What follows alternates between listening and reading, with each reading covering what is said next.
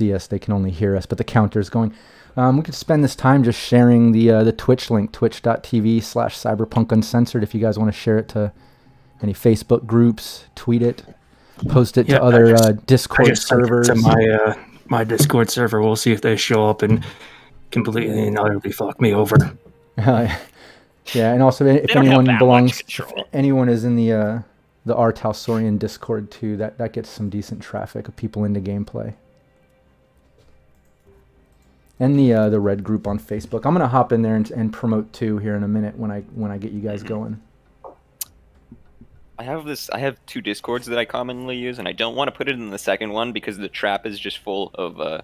Actually, I don't want to talk about that. It's pretty depressing. Oh God. Yeah, I forgot we are in the loading screen of the stream. But yeah, I'll just put it in my main Discord and some other things. Let's see if anyone shows up. Yeah, it's just full of cyberware dick pics. That other server.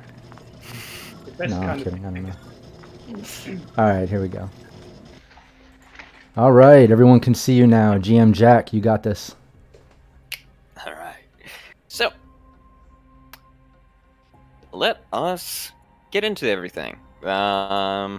Hey guys, it's been a bit since my last one shot, a little longer than I would have appreciated. Today I have Dimitri. Today I have Dimitri and Grendel with me. Right, Dimitri is in a bunch of my other games. Grendel is part of Bjark's. Was it? Was it his game that he was doing with the one shots, or was it what other game were you in the uncensored server? No, it was just Bjark's. Unfortunately, the campaign had to come to an end because of Bjark's real life commitments. Yeah, all right. We have an interesting little duo group together. Right, so we're gonna see how this plays out, and we've gotten all dressed up for it. All right, so let's dive right into everything. What are you talking about? This is how I normally dress. Oh, of course, right. As me as well. Right, I don't go anywhere without my shades. So, let's give a little background on Night City. Right, it's 2021. Right. The fourth corporate war we're kind of in the middle of it, right? Right now, several factions have kind of fought over it. They've thrown the bits and pieces of hardware at each other. Arasaka's kind of been kicked out, right? And there's small Cold War and nuclear war kind of conflicts going around the globe-ish, right? I wouldn't really classify it as a nuclear war just yet, but desperate times, right? Unfortunately, those desperate times don't exactly mean like a particularly resounding and healthy and happy community, right? It usually means you got a lot of depressed people looking for escapism, right? And that is where we jump into today's session, right? So instead of directly introducing your characters, right? Let's talk about the Dark Horse Bar as I drag us to it. Right. The Dark Horse Bar is a little place down in Kabuki, right? Just on the south corner of it, right by the bridge. It's a bit of a sketchy dive bar, right? I don't know. I have no idea why either of you guys would be here, right? So why are you guys here, and when did you get here? You can feel free to throw your token in there if you were already in here before. Like if you've been in here for a few hours now or so on. Right. I mean, dive bars. I'm all about dive bars. Cheap drinks, occasionally maybe some looser individuals walking around. Of course I'm there. I'd have been putting back drinks after my last little expedition that may or may not have ended with a few loose ends that Requiem might not be too happy about. Could have been better. And Requiem, he's been in this bar for a few hours now, right? Were you here first? Because you do got that T-Max liver, right? Keeping your lungs nice and filtered. Blood alcohol content of 0.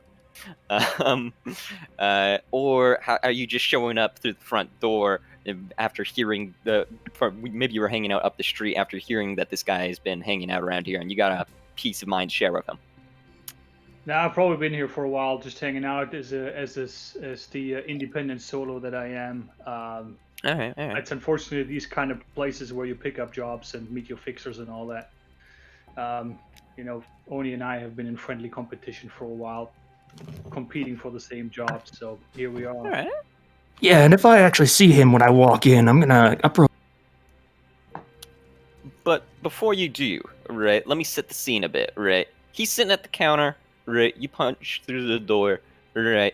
You know that this is a good place for, like, there should be a few kind of sketchy fixers around, right? You see Requiem, and down at the bottom southern end of this room, you see this guy, Ripper, right? Big, this guy used to be in charge of the Red Chromers, right?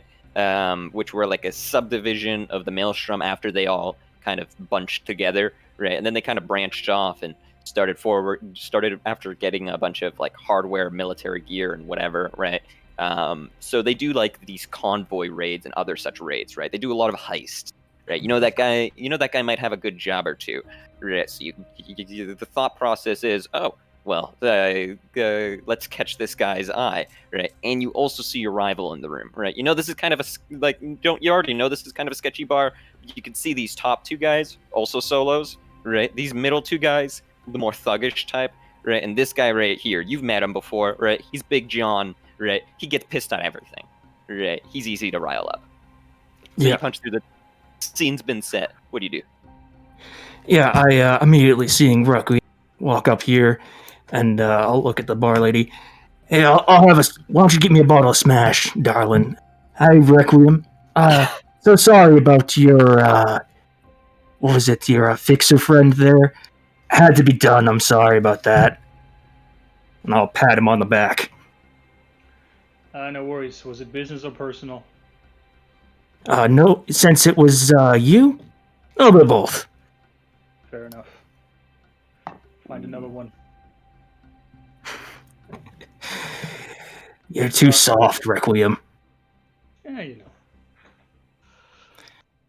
And I will throw some eddies on the table on the counter, purposely tipping high, and grab my Smash, and I'm gonna walk right over to Ripper. All right. The guy takes the the guy takes the eddies with this bewildered look on his face.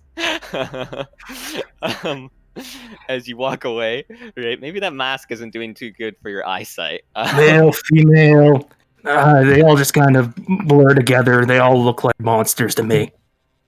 All right, yeah, and you plant it at Ripper's table. All right, he kind of looks up at you. He's got this.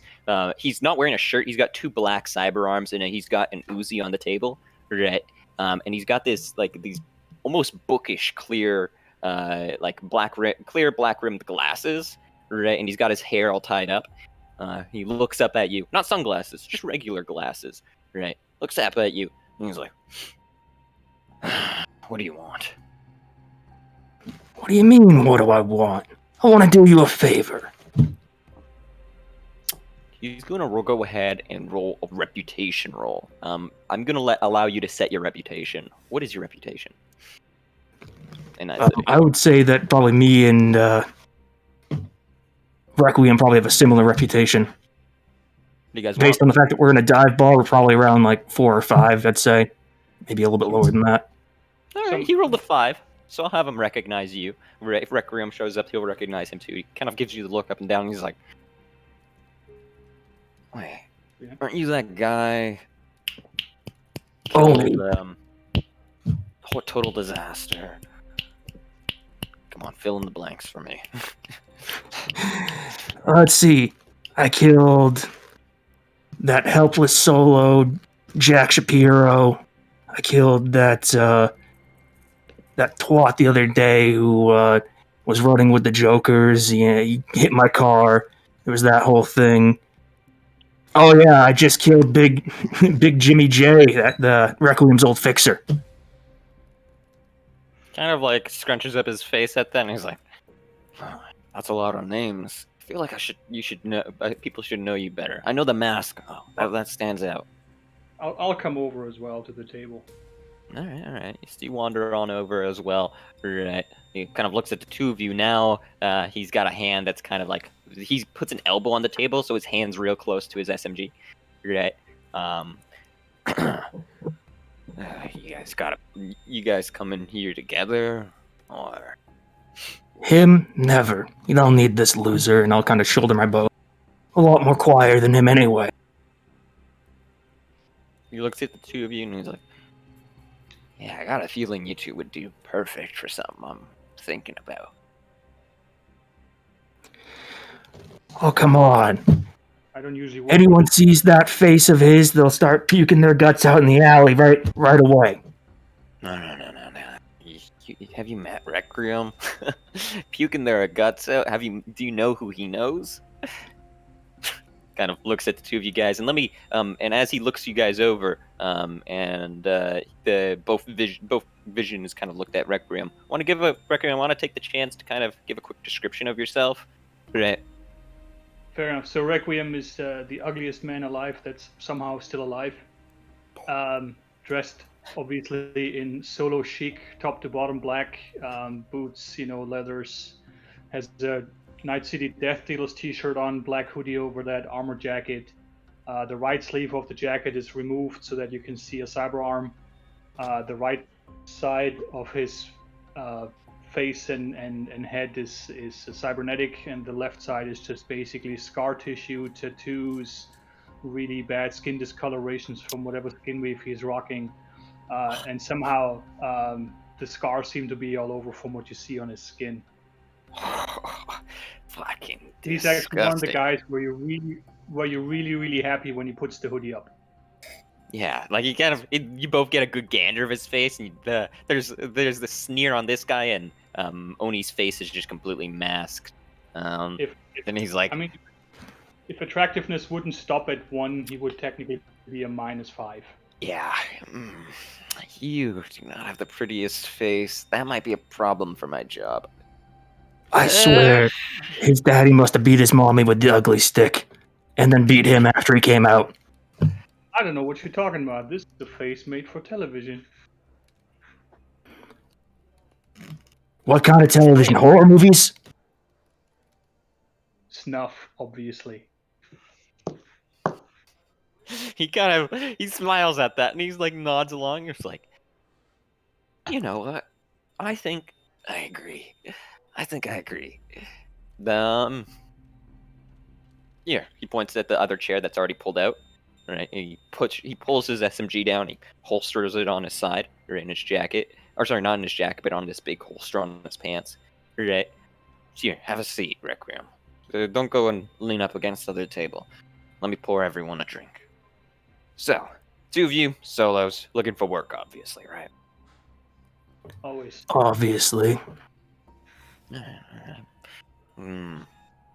can do a test of sorts. How about this? Right. I'll grab us a few glasses of bourbon. Right. When I'm grabbing that, see those two guys up there? Kind of points at them. They've been eyeing me up all week. Right. Don't know what their problem is. Go ahead, teach them a lesson or two. Drag them out back to whatever you need to do. Just know that top guy points at this guy. He's relatively armored. You could see a helmet that has some sort of glowing visor on it. Right. And he has an assault rifle hung over his back. Right. Top guy. He's kind of geared though. So I don't know. Do what needs done. Make it so I don't see him again. And you know what? I think I'll have something big for you guys. Something huge. Something national. Right. You want them to be able to walk away from this, or never see them again, never see them again? I don't care. I just don't want to see you two be thrown on your asses and getting all diced up. That won't do. How gnarly do you want this to look? I don't care. He turns back and he pulls out an agent. And he's like, so, you guys gonna do it? I bet I can drop the armored guy before you can even get over to the other guy. Do it however you want to. Just be careful about pulling a gun on the bar. Bartender doesn't take kindly to that. Do I even look like I own a gun? like tilts his head at that. He like scratches his chin, and you walk away. All right, so you're making a beeline straight for that northern table. All right. What about you, Record? Oh yeah. Use your name. Sure. All right, let me see what we can do. I'll stay at the bar and I'll talk to the bartender. All right. He flips open an agent, and do you want to make me an awareness roll as you walk away? Sure. Is that with combat sense or without? With. But add your combat sense as a bonus. Don't roll it for reflex. So hang on a minute. We are looking at awareness notice. Yep. Adding combat sense, and this is for listening, I'm guessing, or is it for visual? Let's say visual listening more. Yeah. Because I have an editor otherwise. So there you go. All right, you're good. As you're coming over to the table, right, you don't hear the first few words, but you do hear him say, "Yeah, I think I got two." And then the rest of the call is pretty hushed. Right. So you do kind of climb up to this bar. Do you want to see what Oni's doing first and play it safe, or do you want to do something yourself? I'm just gonna talk to the bartender. Oni is probably perfectly capable of handling himself. If not, I'll clean up. I'll clean up after him. So Oni, you pile up to the table. Right? Yeah, I'll swagger on up, slam my smash bottle down on the table. Alright, so which one of you two fuckers are gonna deal me in? The two guys stand up as you slam it down. They look at each other. Make me a fast talk roll. Alright. Just give me a regular persuasion. I'm just gonna drop out of roll 20 real quick. I'm having issues. I'll be back in a second. All right, don't drop out of the Discord though. No. Just roll 20 is being stupid.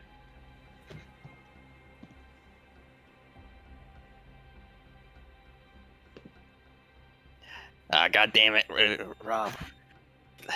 Alright. Just took a glance at the chat. Empathy, 13. He gave it away already. But no, there's nothing. Nope, nothing. Running Man? Who knows? What the hell is that?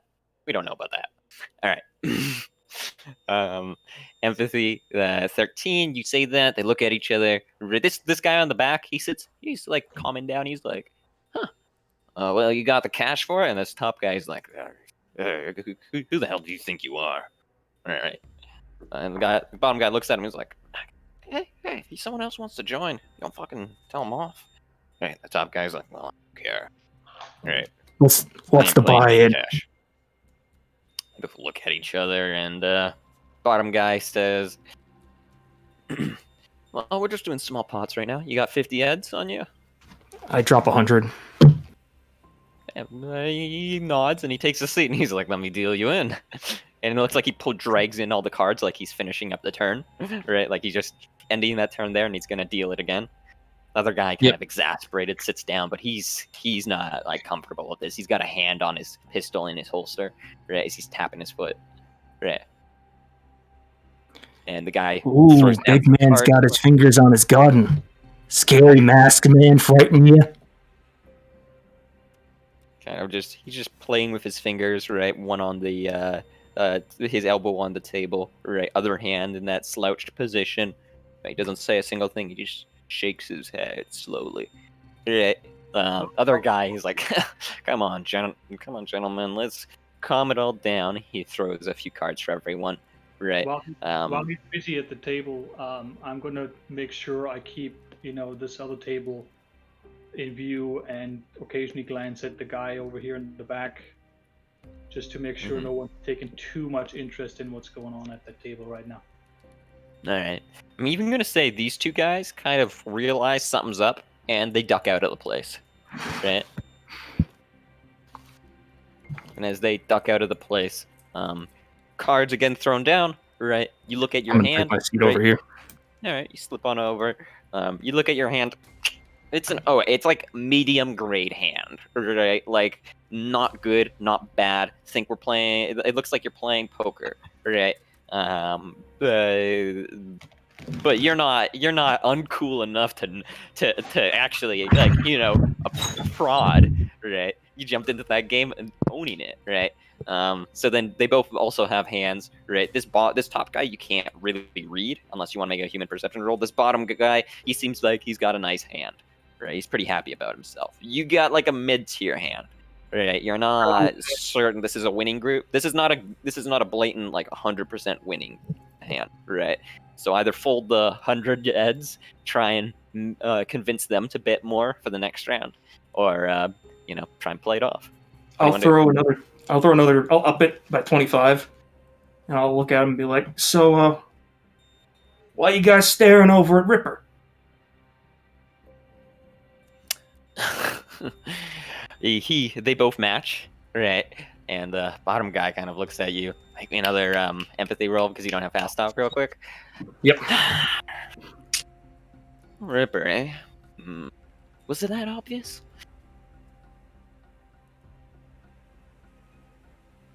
Was that obvious? I'm a solo. Of course, it's that obvious. No one.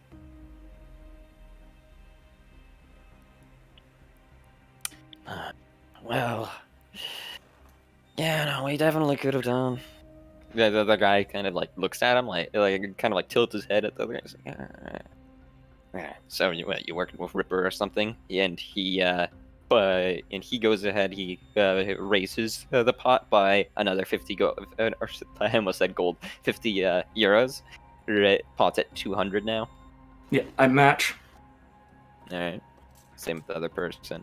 Well, I certainly know he's been looking to get rid of the two of you guys following him. So you're not working for him then. All right. Well, look. Kind of leans in because you were pretty persuasive, right? Even the other guys kind of slowed his tapping of his foot. Leans right in. Look, I don't know what you're doing with this Ripper guy, right? Or what you think you're gonna get from working with him. I got this media friend, right? Real high up. Works for the Word, right? Something Jerusalem. Don't know the full name. Now, the thing is that I hear that this Ripper guy, right? He's been going around town scouting people, right? Not for a job, I don't think. Not for a job. But the people he scouts disappear, right? Like that, gone. Really? He's making solos disappear. Kind of like shrugs. He's like, yeah, that's what I'm thinking. This guy, the top person, folds, right? Puts his cards away, and he's like, trash again. Throws them into the middle of the table. Looks like it's just me and you. It's your turn now. Either raise it. I raise it by 50 again. All right. So what are you going to do about it? He calls, and, nothing right now. We want to just catch him in the act. Right. We want to figure out what's going on. Maybe got my buddy over here. He's got a cyber eye with a recording device built into it. Right. He'll see everything and he'll know what's happening. Well, here's a thought.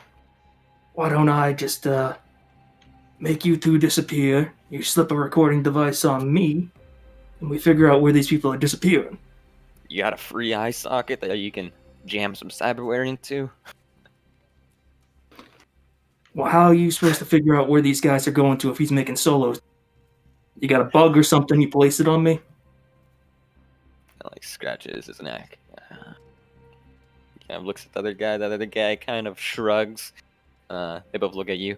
Mate, those things are kind of expensive. This is just like, a low-end job. Right. Ripper hasn't done any like real high-tier stuff. He's no leader or nothing.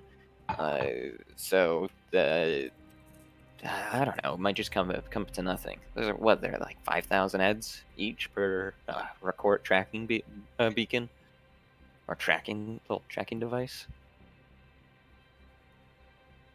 That's a shame. Then I'll call. All right. He throws his cards down. You throw your cards down, right, and he's been bluffing the whole time. And he kind of like sighs at that. Well, yeah, no, I should have expected it. You got enough cash. Thank you for the game, and I will. I'll take the cash. I'll finish my drink, and I'm gonna bash him in the head with my ball. All right, initiative roll. Man, it is hard to see in You this guys mask. get +5, both of you. Hang on.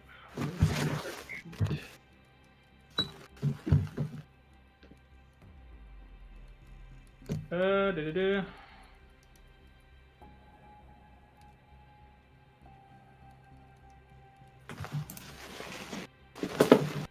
Did you add a +5 to that roll? You did. Yes, I did. Beautiful. NPCs. Let's go ahead Oh, is that and roll. +5 plus my combat awareness, or was that with my combat awareness? Sorry. Whiff.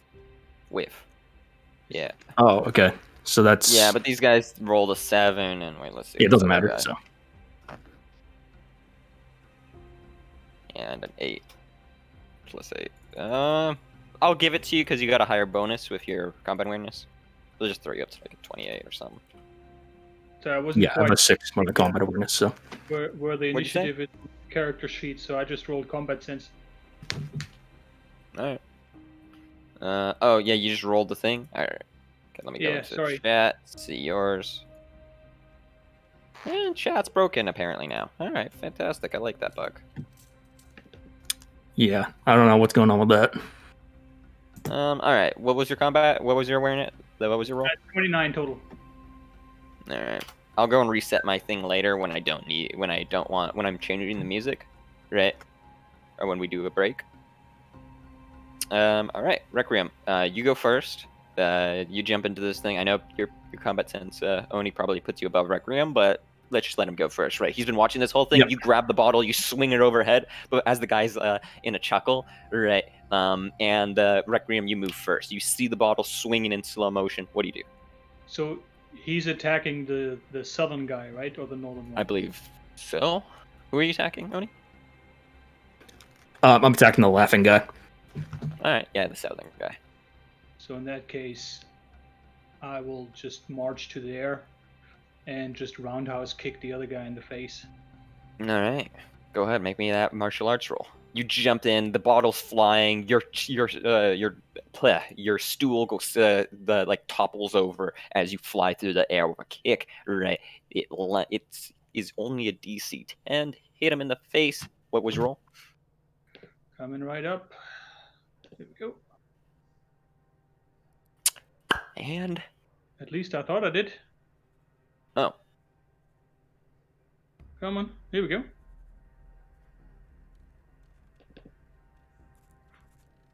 what do we got? Total roll of 27.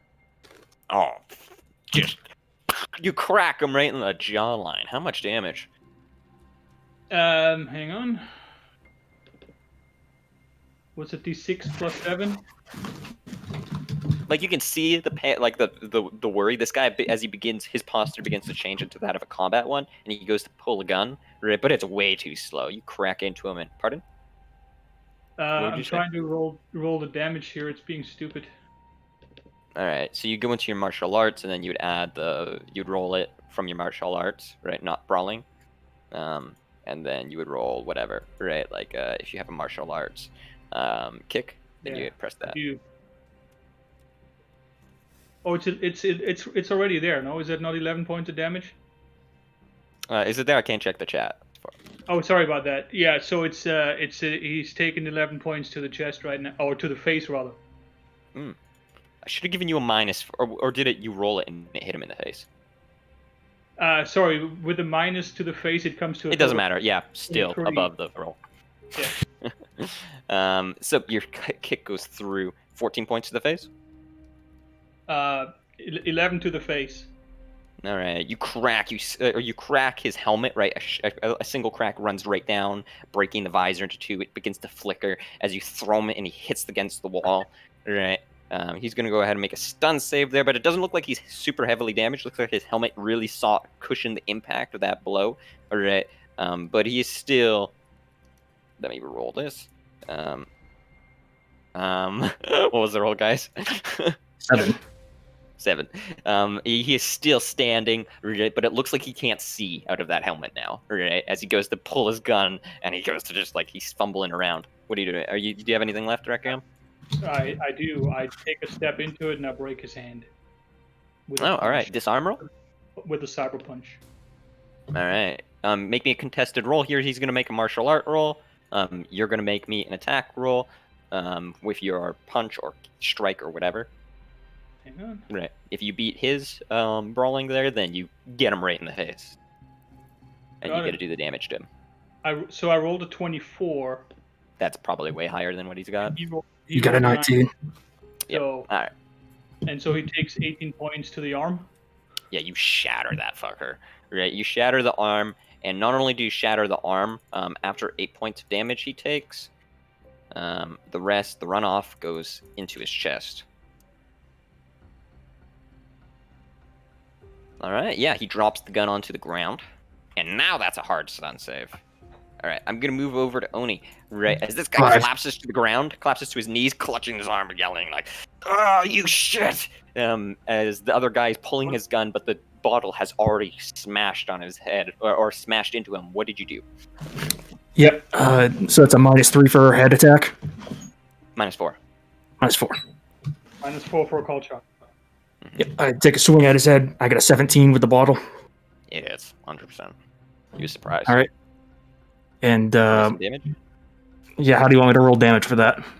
Oh, do a d6 plus your half of your body.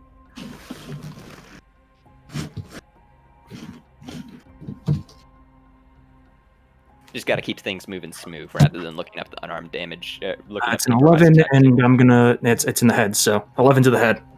Oh, yeah. You shatter. Not only as you swing it downwards, you first hear it. The bottle doesn't break. You hear a crack as you break his skull, and then as you apply pressure, the bottle shatters and just leaves like shrapnel ripped through his face, right, tearing down his jawline, getting stuck in his neck, poking out both eyes. Right, he collapses to the ground in a gurgle, and dies horribly. You should have just made the deal, kid. And I'll walk over to the guy there, and that's the end of my turn. Yeah, let's make that combat order. The other guy's stunned. As you guys both stand in front of him, he's holding. I'm just gonna give him a boot to the face. All right. You kick him in the face. Do you want that to be an execution? Yeah. Or do you want that to just break the rest of his helmet? Nope. You want execution. All right. So you give him a few boots to the face. The first one shatters the helmet, breaking his jaw. Right. And the second one, which is the heel after he hits the ground, is basically a curb stomp and leaves his head a splattered watermelon. Right. The other two people stand up in the bar, weapons raised. But when Ripper walks out, right, and they realize the fight's already over, it's like, kind of already resolved itself. So. Right, and they sit back down, and the bartender is like, "Can you get those rotten carcasses the fuck out of here? I know this ain't the cleanest place, but come on, I gotta clean that shit up now." No problem. I'm sorry for the problems there, darling. I'll take care of them. I'll toss a 25 onto the table. All right. Are you guys pulling the two bodies out? Sure. Yep. All right.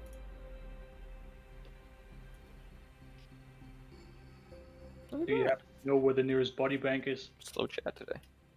Yeah, so we pulled these guys out. We could go to the nearest body bank. We also know there's a good dumpster behind the building. And there's a car fire to our north. But that's kind of brutal to throw them right onto a fire. We do know that there's a good dumpster in the back, though. It's kind of brutal. I'm going to throw them on the fire. I'm going to have a quick browse through their jackets just in case there is any listening devices or anything else we find. They did have some recording stuff, but it was all and it was recording, but it's all like cassette tape based, right? So it's not going up to any cloud, right? Good. All right. Then in that case, the tape's going to go in the fire for sure. Mm-hmm. All right. All right. So we throw these guys into the fucking Jesus Christ. You guys are brutal as shit, right? And are we coming back in for that drink with Ripper? Wow, really? The guy wearing the bloodstained mask is brutal? I'm shocked. No, yeah, I don't know, complete shock. Yeah, didn't expect it whatsoever. No. You're just making it. You're just gonna make it harder for me to set up a villain later down the line. As we're walking along, I'm going to put my hand on Requiem's shoulder. Did you happen to overhear what they were talking about? Yes, I did. Also, there's something more going on with the Ripper, so be careful. No shit. Don't you die. I'm the only one who gets to kill you. Sounds like a plan. All right, you guys walk forward right after that small excerpt. And as we walk forward towards the guy, he's got some bourbon set up for us already on the table. Right, gives a wave of his hand, and he's like, "Oh, that was a little bit flashier, more obvious than I expected, but you know what? That's perfect. I like that. That's what I need." Direct problems, direct solution. Yeah. What So you let me get need some for names. what exactly? I'll give details after a drink. Right, but first things first, let's introduce ourselves. You guys know me, I think. Right. Work with the Rec Yeah, Room. you're Ripper. I'm Oni. This is Requiem. Kind of nods at you guys. I've heard rumors of names and whatever myths, one might say. So you guys do anything but scav hunting? I didn't catch the last thing you said. I'm sorry. So you guys do anything but scav hunting? I specialize in infiltration, personally. Kind of looks at the blood trail. I have a feeling. Sometimes you gotta socialize- make an example. I have a can feeling- be more subtle. I nod to my bow on my back. I don't particularly care as long as it brings in the eddies. He grabs his drink. He takes a sip. He takes a sip out of it and he holds it in there. Come on, a cheer. Let's get. Let's drink to business. What business might that be? Anyway, to business. Kind of Business. swirls the drink around, like as if he's waiting. I'll knock it back. Quick cheer. I don't he knock and it back. you- No, you don't. Take a sip. Right. Take a drink of this. Right. He looks at you. And he's like, "Really? Are we gonna just be disrespectful here? Come on. No I disrespect. know the but liquor is. normally- I know the liquor here isn't good, but are your standards that high? Normally, when you have a toast, you do it at the same time. Well, kind of. He's like, do you have something you want to say then? Come on. Let's get acquainted with one another. Here. How much am I getting paid for this job? Not that one. Depends on your performance. I need at least an estimate. Kind of like tilts his head back and forward, and he's like, enough to make it worth your while. I can't give you an estimate right now. That would be lying to you if I did. Okay. I'll take the drink. I don't swallow it yet. I see he takes his drink too. Alright, yeah, he takes a drink as well. Alright. I'll swallow. Of course you don't swallow. No, I said and I'll swallow. Once I see him take the drink, I'll swallow. Alright. Couldn't sneak that one in there. Alright, you take that. Alright. He drinks as well. Right. Big fuck off smile on his face. Right. And of course this was gonna happen, right? Roll a resist drugs and torture roll. Requiem, you don't have to roll. Okay. That's cool. Yeah. Fumble. Yeah. Immediately after he takes the sip, right, he just falls on the table in front of him. Right, Requiem. You notice this. What's your reaction? What is your immediate reaction as he just puts his drink down and looks at you? Well, I figured this was gonna happen. You could have just told us what you need us to do. No, I don't know. The issue with that is the door kind of gets kicked open, right? And several people with like full auto shotguns push into the room, right? If you draw a gun here, initiative roll, but otherwise they yell at you, "Get on the ground!" Right? Requiem puts his hands up as well. So, who are these people that just walked in? No, they have markings. They're some sort of private military or private contract, private. There's some sort of like a security force, right? Their uniforms are marked with a symbol you don't know, and they're wearing flak vests, flak vests, nylon helmets with face shields, and pants. They don't seem to have armor on their arms. Okay. Look, man, I told you. You could have just told us what you wanted to do. No one has to die right now. No one is gonna die, not if everything goes smoothly. He stands up, hands in the air, right? They're moving towards the table, right? They yell at you, hands in the air. All right. All right. Do you go with them, or do you want to try anything funny? No, I'll go Because with this would be it. the cutaway. I'll grab Oni just to see where they're taking us. All right. I'll carry Oni. They are not that gentle, right? We're talking about the most, like borderline brutality, right? And as they push you through, right? Like a bag is thrown over your head after you're escorted out of the place aggressively, right? And it is quite the not unsettling, but quite the uncomfortable trip out, right? But and as you're being thrown around, right, you do hear all sorts of different sounds and things and whatever. Time jump, right? Let me take a quick glance. I'm going to link the stream quick, and then we're going to jump into the next segment. You guys have been doing fantastic so far. I know I'm kind of railroading you, but Oh, that felt gross. This is a linear story. This time around, right? That's why I didn't shoot the guys that just walked in. You could have tried. I had something. That's why I definitely drank that, even though it's like, I know it was so suspicious. It was so suspicious that I even easily knows 100%. I just felt it would have moved smoother if I didn't drug you beforehand. But whatever. Who am I to explain my content? What's going on, everyone?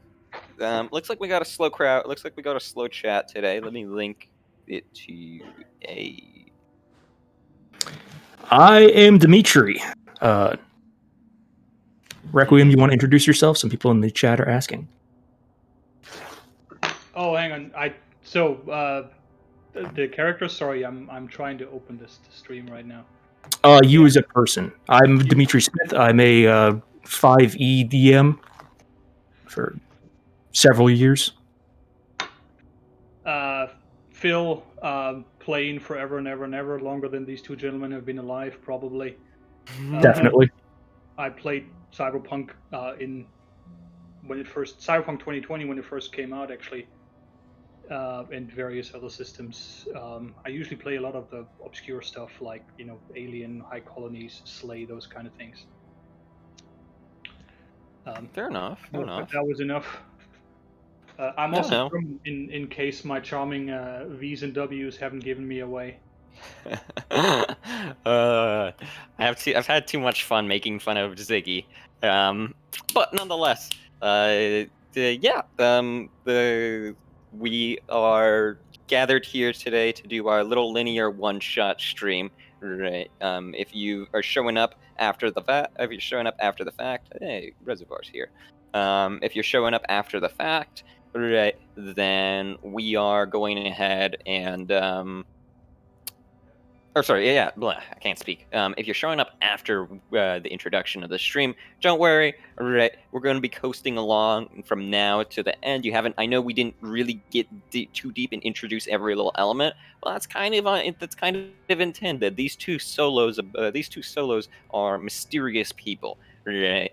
They got their own backstory. They got their own shit going on. Right. We got ugliest man in the world, and then we got our Kitsune Miko. Hi. No, but so it's all fun. It's all fun stuff. All right. Yeah, I'm looking to do more streams. I'm looking to do more stuff. We got all types of people doing stuff in Cyberpunk Red, right? The new book that just came out. I prefer a little bit more gritty stuff, but everyone's doing it here on Cyberpunk Uncensored, right? If you join the Discord, then you can check out the LFG groups and so on. Right, we got a few things going. We also got, I think Rob was recently talking with these guys in Night City Red. They got this Cyberpunk Red thing going on. Big open world, not like big open world pickup session type thing. You know, you lurk till a game shows up that you can join, right? There's a lot of rules and it's kind of hard to jump into, but when you do jump into it, it's fantastic. All the different pickup sessions are connected together. It's this humongous like conglomerate of stuff that's going on, right? And I think they've been doing some really cool stuff with stream sheets. And also Westmarch. Yeah, sorry, I forgot the terminology for it. I know 5e used to do. I know that's where the term comes from. There's a bunch of 5e West marches. Yeah. All right. Okay, so let's jump right into things. So, we're no longer with the party, right? We cut to a title card, right? Everyone in Night City tuning onto their TVs at 7 p.m. EST, right? California, or it's not EST actually. What is the time in California? Who cares? So they turn in 7 p.m. right? To the brand new television show, The Dying Man. It's had 2 episodes so far. Both of them were filled with complete OSHA safety violations. It is a not fantastic. It's probably actually horrible. But people jump in. People sit on their couches. Right. Everyone turns on the TV. Right. And intro, right? This big title card comes through after a few advertisements about Toyota Corolla and some other stuff, right? And then, boom, face reveal, sunglasses, big, beautiful flowing hair, scarf, suit jacket. It's Jonathan Nathaniel. Yeah, the one, the only, right? Good morning, Night City. It's good seeing everyone today on another beautiful, beautiful day. Right, radiations are flowing, smog still in the sky. God, what a wonderful day to die. Welcome to The Dying Man. I'm your host, Jonathan Nathaniel, and we are going to be looking at a few interesting contestants, right? We got a few new faces in the crowd, right? It's not just, of course, we got the favorites, the beautiful Red Death, right? Our guy from Canada, right? He's wearing big flak gear, right? He's got the sharpened hockey stick. It's fantastic. Right. We also pulled in this little scrapper. What was his name? Benjamin something. Who the fuck cares, honestly? But we got a few extras. Right. Of course, no need to worry. All of this is completely moral. All of these are all of these people are prisoners with the death sentence. Right. We would never pull people from other groups and ethnicities or anyone that just doesn't have a legal ID. Right. That would be horrible. So I hope you all enjoy watching some people die, right, in The Dying Man with Jonathan Nathaniel. And we cut over to this first room, right? It's been a few hours, right? You both are conscious again, right? And let me go ahead and drag us in here, right? You're both conscious again. So this is not a direct jump cut. Like, we're not going straight from us getting our asses beat straight to here. We've got our asses beat. We got a chance to breathe, right? And then we got all of our stuff. I just saw his face, though. I think I threw up my mouth a little bit. They didn't actually take all of your clothes. They like if you had a particularly stylish outfit, fuck yeah, you're still wearing it. Right? You got your mask, right? You got your balaclava, you got your jacket, right? And same thing with Requiem. So if you guys have armor on those clothes, right? If it's particularly armored, you get to keep it. But your weapons and your ammo and your rig, well, not your rigs, but your weapons and your ammo, those have been forcefully removed. There was a quick intro video explaining basically nothing, right? And then you guys saw the intro of the dying man. There was like you were going up an elevator, and basically everywhere on the elevator had like a rubberized bulletproof screen television playing that, right? So you just had like 30 Jonathan Nathaniels talking to you at once, right? Doing the intro. Probably safe to say you probably have strong feelings for this guy already, and they're not good. So I will run over to Requiem and grab him by the shirt. They took Baroness and Therma. They took the Baroness and Therma. Don't worry, we'll get those back. I'll pat you on the shoulder. My sword and my bow. They took my sword and bow. Fine. First we get those back, then we kill that motherfucker. He's gonna die. I'm gonna fucking shove my sword down his throat. Therma's gonna take his insides. You hear a buzzing sound as this heavy metal door, the bulkhead opens up, and you get as the door opens up, the lights in the room in front of you just kind of click on, right? And you hear a sound from a speaker up front. Well, look. So on our left side, we have two contestants. I believe they go by their Edge Runner names, Oni and Requiem. Oh my God! Look at that man's face. Ugh, thank God the other one has a mask on. I bet he's just as ugly. I'm the pretty one of us, for sure. Oh, of course. The voice from the speaker responds. And then you hear some like muffled yelling. Do you guys come out of the elevator? I don't know who you are, but I will find you and I will kill you. What is? You hear a voice that's almost like moving around. You hear files shifting and whatnot. Do we have something for that? That's a window, by the way, Requiem. I don't know which one is the elevator door. Is that the elevator door down here? No, this is. Sorry. Okay. Yeah. All right. So you guys walk out. You're in this locked off room. So where did I put those files? Oh, hey, Jimmy, do we have a punishment for people calling threats? No. Yeah, but it's rude. No. Really? They already have the death sentence? Well, whatever. Well, yeah, that's fantastic. You can certainly try. But you need to make it through the Doombuzz lair first. And then you hear like yelling, like constant yelling from the other room as you guys walk in. You see 3 individuals, including Ripper, right? And they all seem to be yelling at the speaker as well, right? And there seems to be this bulletproof glass that's in between the two of you. Now let's see if your tiny little peanut brains can solve this puzzle. And all right, yeah, cut it there. Okay, the mic goes off. So which That's doors it. I don't believe any doors are open. I think we're locked in here, and there's that fuck probably set us up. Hey, douchebag, where the fuck are we? I don't know. He looks at you. He sees you, right? And the guy, he doesn't walk up to you. Actually, his guy walks up to you and he bangs on the window. Right. Same with this. Then they yell back at you, and you hear muffled yelling. You hear muffled yelling. Hey, what the fuck is going on?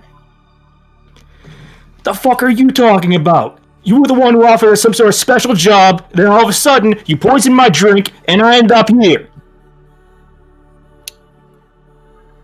This guy doesn't seem to be looking around. He just kind of, this guy doesn't seem to be.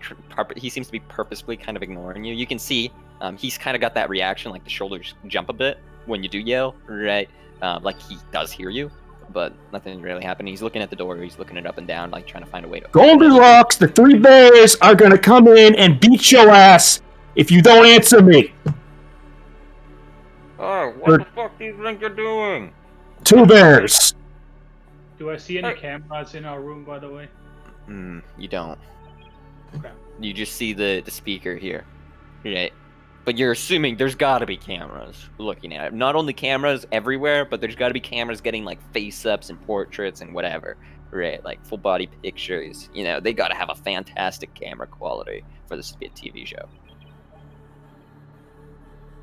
You do see in their room, they have some sort of ladder. I'm doing a lot of obscene gestures. I'm sure that's for obscenity as well, motherfucker. What's going on? Are you guys crazy or something? Did you guys do this? Let us out here. We didn't do this. I thought that boy in there with you, Ripper, he did it. Ripper comes up, and then he says something as well, but it's too quiet to make it through. And then the other guy says something to him, and then he says it louder. Do you have a switch or something in there? I think we need to help each other out to move forward. Is there a fucking switch in here or something? I'll have a look around. I'll also try and see if I can see through the other walls with my thermal imaging. No, these are LED. As you turn on the thermal, it's nothing. I mean, I probably see guys in the other room, but... Yeah, sorry, yeah, you can see through the bulletproof windows, my bad. But you can't see through any of these walls. Okay. Is there any kind of switch or any kind of mechanism to open the door? Not that you know of, but these rooms appear to be identical, but they have some sort of like tower thing and a ladder. As well as you can see this yellow glow coming from the top of it. I'm gonna try and see how stable that bulletproof window is. Alright. And I'll try this with my cyber arm. Alright, go for it. Look, there's no switches over here as far as we can see. Have you looked up on that ladder? I give it a few solid punches with my. Have we looked up on what ladder? Alright, and roll some. The one behind you. What do you want? As you move towards it, DC 10 to hit them. Or sorry, not even DC 10 to hit the ladder. Just roll damage. Yeah.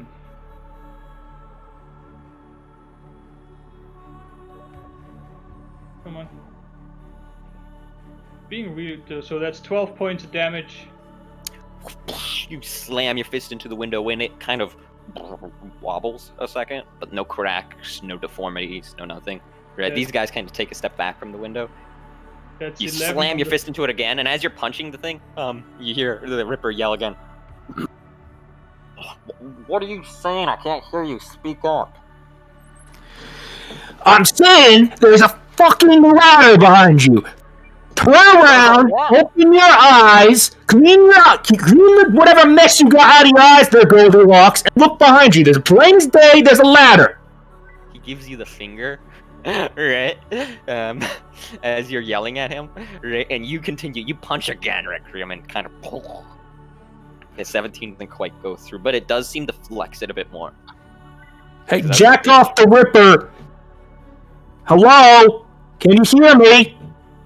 He kind of like exasperatedly looks at the other guys and begins to like explain something to them.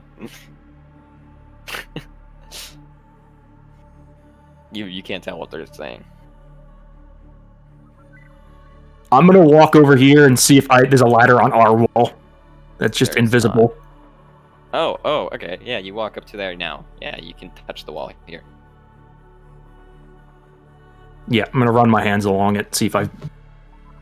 Like, is there a fucking invisible ladder over here too? Or is this dude just fucking with me? And then the speaker kind of comes back on. Are you guys still in the first? Are you still in the first room, Edge Runners? Come on, it's really not that complicated. yellow switch means door open. Like, come on. It's as simple and easy as that. Like, I can't believe this. Right? Maybe we grabbed the wrong people for this. And Yeah, well, Jack off the Ripper will pull the fucking yellow switch because he can't seem to see the fucking ladder behind him. Well, in that case, let me try the doors, see if I can actually open the doors. Alright. Just... Are they like sliding doors or push, pull? Yeah, they are like these bulkhead sliding doors. I'll see if I can slide one open. It'll be a little hard, but yeah, let's see. Go ahead, move up towards it. Make me a strength. A strength feat, Oral. Right there? Strength feat. Yeah, strength feat, so that'll be body if you don't have points in strength feat. I do not have strength feat. Do you have 2 cyber arms? I have 1 cyber arm. I don't know if I can give you the leverage because you're using both arms, right? I won't give you any bonuses, sorry. Jeez. 35! I think I opened before. Okay. Well, I want to mention these doors easily have you do have money on you. These doors easily have like almost like 1,000 pounds of pressure forcing them together, right? But by some fucking miracle, you are pulling the door open and the door is like there is 1,000 pounds of pressure trying to close this fucker, right? As you are like red face, veins bulging, pulling open the door, right? And you get like enough room to stick a head in there, right? If you guys had something to wedge the door open, or maybe maybe Oni could try and slip through, right? If you get it a little bit more, right? But you are pulling it open, and the speaker comes on like, okay, all right, guys, okay, this is not how I intended for this to be completed. It's not that hard. I'm pulling some money out of my pocket, counting it out. All right. And I got 1,000 eddies over here, Tweedledee and Tweedledum. If you beat the shit out of Ripper. The two of the guys they look at you, and then they look at Ripper, and then they're like just their eyes are affixed to the fucking door, right? Your show is being stolen by Requiem. Requiem, are you gonna say anything through immeasurable effort as both of you like you're borderline like screaming as you're pulling this door open? Right, Oni, come on, give us a hand. Give him a... Oh, shit! I'll come over and attempt to help him. Make a strength roll. If you can get a 20, then there should be enough room for one person to go through. Just make sure you make that dex roll and don't get cut in half. We're just critting the shit out of this. That's another crit. Oh my god! You figured it out! You guys pull it open. You get around 4 meters worth of door open. Right, as it is just like you can hear gears crunching in the bulkhead door, literally straining under your strength. As everyone now is like up to the window, like holy shit. As like you guys are just pulling this thing open. If you want to, you can try and slip on through. But if the both of you, it's too narrow for the both of you to go through at the same time. Right? Maybe one of you guys can slip on through. Then the other person needs to hold another 20 roll, right? And they can hold it by themselves. And then the other person makes a 20 roll, and then they can hold it while the other person comes through. You know what I mean? Right, and also, at no time can anyone fail the holding roll while someone goes through. Otherwise, you're gonna have 4,000 pounds of pressure on 2 distinct points come and hit you in the middle. All right, let's see if we end this one shot early. I'm gonna try and slip through. Well, at least we're an hour in, so. What do you want for a roll? Yeah, well, what do you want to do? Do you want to just let go and jump through? Or do you want to tell it? You guys can hold this. Like, you guys can hold this. As long as you don't do any action, you can just be holding it, right? Yeah, I'm gonna tell Requiem. I'm gonna be like, hey, Requiem, you got the metallic arm. I'm gonna try and slip through the other side. Alright, I'll slip through. Alright. Requiem, you get through to the other side. Let me cheat real quick and just pull you through the wall. Fucker! As you slip through the other side, and now you're standing on the middle, right? And the door begins to close as you're slipping through. So this is how this is gonna work. Oni, you're gonna make a body roll. You're gonna need to get above 20, otherwise you're gonna lose your leverage. And if you fail that roll, then Oni, you're going to need to get above a 15 in acrobatics or some sort of dodge or something roll. right? One point of Or luck. you can give up on everything. You can give up on everything and just try and stop the door in the middle, but that will be significantly harder. So Here's my 1 point of luck for that body roll. you can call it afterwards if you want to use luck. Oh, I fumbled on that one. I'm sorry. He fumbled, and I Okay, wait. didn't get a Can 20. you please? Can you at least roll a dodge or something? Like I'm pretty sure I explicitly said the holding the door in from the middle before you even get to the other side is by far the hardest thing to do. I thought I was Wait, why did you roll a body roll?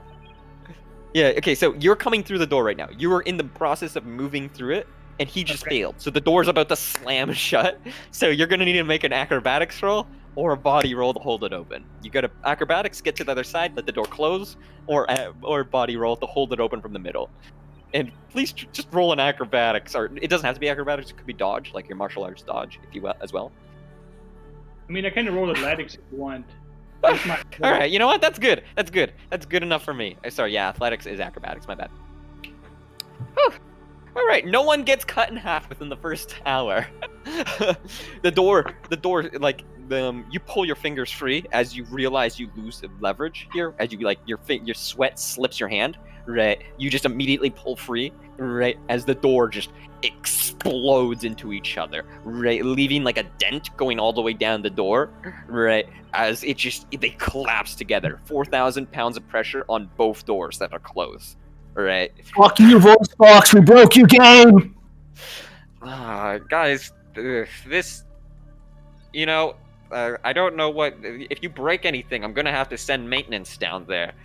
Let's just cut to a commercial break. Commercial break. as you guys break the door, you guys can hear like the thing go into static, and you can hear the distant sound of a commercial playing. Right. So. You are now isolated on the other side of this door, Requiem, and our other guys on the other side, like the starting side. What are you doing, Requiem? I'm going to look around and see if there's any mechanism or pressure release. It's a hydraulic door, so there has to be a pressure release somewhere. If I can pull whatever it is, it's installed in the wall. What is the wall? Heavy lead, right? Then I don't intend on, unless you're making some sort of really intense tech roll and you're like an expert jury rigger, or like electronic security god. If you want to roll me an electronic security just to see if you can figure out something, then go ahead. Let's see if you get like several crits in a row. Again. Seen as I have a tech value of 3. Here's you need at least like 3 crits for this. So let's see. Here's me trying to figure out what the door does. I clearly door don't. Closed. Door part of wall. So I will check and see. There's a yellow thing over here. Maybe that looks interesting. Oh no.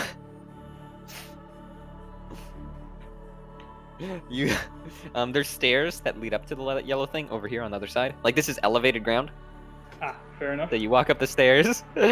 I'll check and see very carefully that there's no traps or anything, because those fuckers will try anything. 1,000 enemies beat the shit out of Ripper. Yeah, so you're walking up the stairs. Are you coming up onto this top thing? You see this glowing pressure plate? Yep. That's what are you doing? A big button, right? Yeah, a big ground button. I will hit the big round button. All right. You stand on it, and you hear like a yellow light goes off in the other room. Right, as the sound cuts back in. Hey, what are you doing? No, sorry, it should be more like, what are you doing? Wait, and you see the door on this side open up. Right, like on off to the north, like the northeast up here, Requiem. As the voice cuts in. Okay, come on. I'm in the middle of a commercial break. Give me at least 5 minutes before you do something else stupid. By the way, did that break anything? No. Everything looks fine. Hey, is everything good? Yeah. I don't even see a door there, so my map. I know. Sorry, my map kind of scrunched itself together. So let me just ping it. Okay, it did that on a few maps. My bad. Okay, no worries. All right. Well, I'll keep looking around that room. See if that's windows right over here. And as you step off the door, that thing closes over there.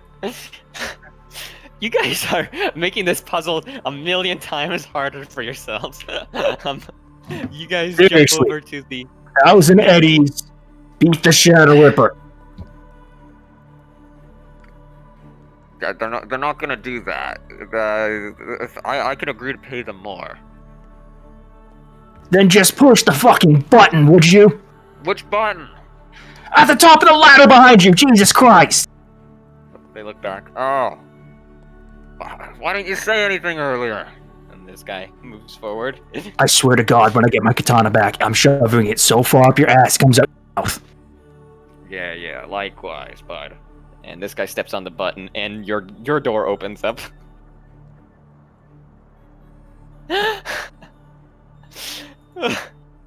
You guys step through. Yep. Oh shit. Okay, yeah, actually, you did break something. Oh my god, you did break something. As you guys step through the door slams shut. Like someone stops stepping on the pressure plate. Oh god. As you walk into here, he's standing on the door's open over here. Right, you're standing on this, and then the microphone cuts back in. Ah, shit. Yeah, no, you broke the puzzle. Yeah, you broke the puzzle. Great job, idiots. Fantastic. Thank you. Yeah, now they can't get out. They're just stuck in that first room. Everything for the audience. They should have just taken the money and beat the shit out of the guy. Yeah, but there's better places. All right. You know what? Fuck you guys. You're going straight into the next room. And you wait. Let me get command controls log going here, and you hear some buttons get pressed. You hear what sounds like some stuff getting pressed. All right, and then your door opens up. Right? Sorry, I know you can't see it again. Your door opens up, and you know what? I'll figure out something to do with them. You guys die. We'll get maintenance in there or something. God, you guys are pains in the ass. This is why we should get actual prisoners. They're smarter. Love you too, babe. Thanks for admitting that we're not actually prisoners. Your death row bullshit's a load of crap. Alright, you guys step into the next room. Right. The door opens, the bulkhead opens up, and there's like a little airlock thing that you can step into. Right. You guys stepping into it? Sure. You actually broke the puzzle. I can't believe that. Alright. So, as you guys step into the bulkhead, the door closes behind you. Right. And you can hear something that sounds like a vacuum cleaner up ahead through the next bulkhead door. Right. And you hear some vents kind of in the bulkhead that you're in, like the little airlock kind of thing that you're in. Right. Some vents seem to be pushing some like colored gas out of them.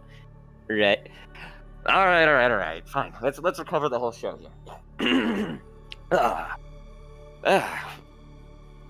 So, welcome back, Jonathan Nathaniel, coming back into the second lair. Right, we've just witnessed our buffoon brains going through that first the starting room, essentially. Come on, like it was simple, it was easy, right?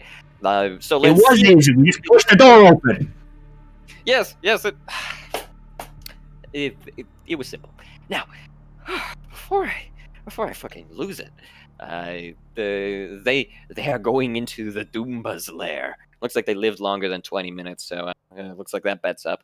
But let's see if they live through this one. This one should actually prove a challenge. As the door opens up in front of you guys, the gas has kind of started to float on the bottom layer of the room. Right. You exiting and moving. Yep. You see this like dimly lit area. All right. Let's see how they handle this one. And you can hear some sort of electrical. Wait. I try to force the door open. Okay, before you do that, initiative roll the second you're looking into this room.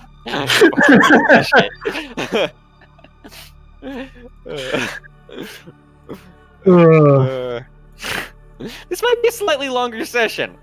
I know I told you guys that, it's gonna be a short session, take your time. But, I wasn't expecting this. Where's the initiative button on this character sheet? INIT. INIT, below lift, on the right side of your Here. attributes.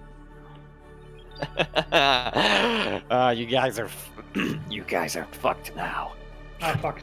Hang on a minute. It didn't. Sorry, I need to re-roll that because it didn't add my my combat sense for some reason. All right. Sorry about that. There you go. So, we start with Aaron. You enter the room and you hear.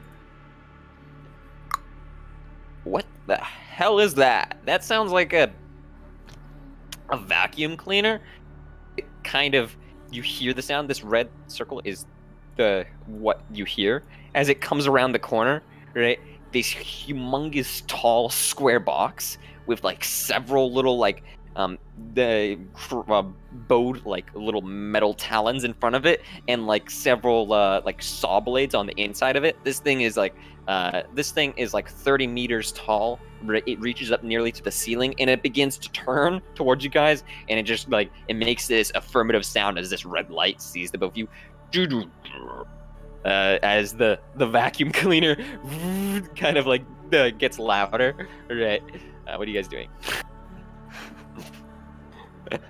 Oh, wonderful. Death vacuums, my favorite. So can you describe the room a little bit more? Is it still like container type looking stuff, and there's like a wall in the center? Or it's just darker. It's just darker, right? But there seems to be, as our guy ran up to, there seems to be some sort of like cubbies, right? And they seem to be differently lit with like little white lights, but everything is lit with these big red lights. You actually do see something that looks like cameras. You see something down here, and you see something at the very top on the other end. There's a few of them. I'm gonna stick myself in the cubby, assuming that the death vacuums are gonna go by me because it's in the white light versus the red light. All right. Now, issue. You can't fit another person in that cubby. Graham, it's your turn. I'm just gonna hang on. I'm just gonna run. So I see a death vacuum from over here somewhere, right? Mm-hmm. I'm just gonna move down to that way. All right. Is that your turn? Hang on, let me see. Measure my thing. Okay.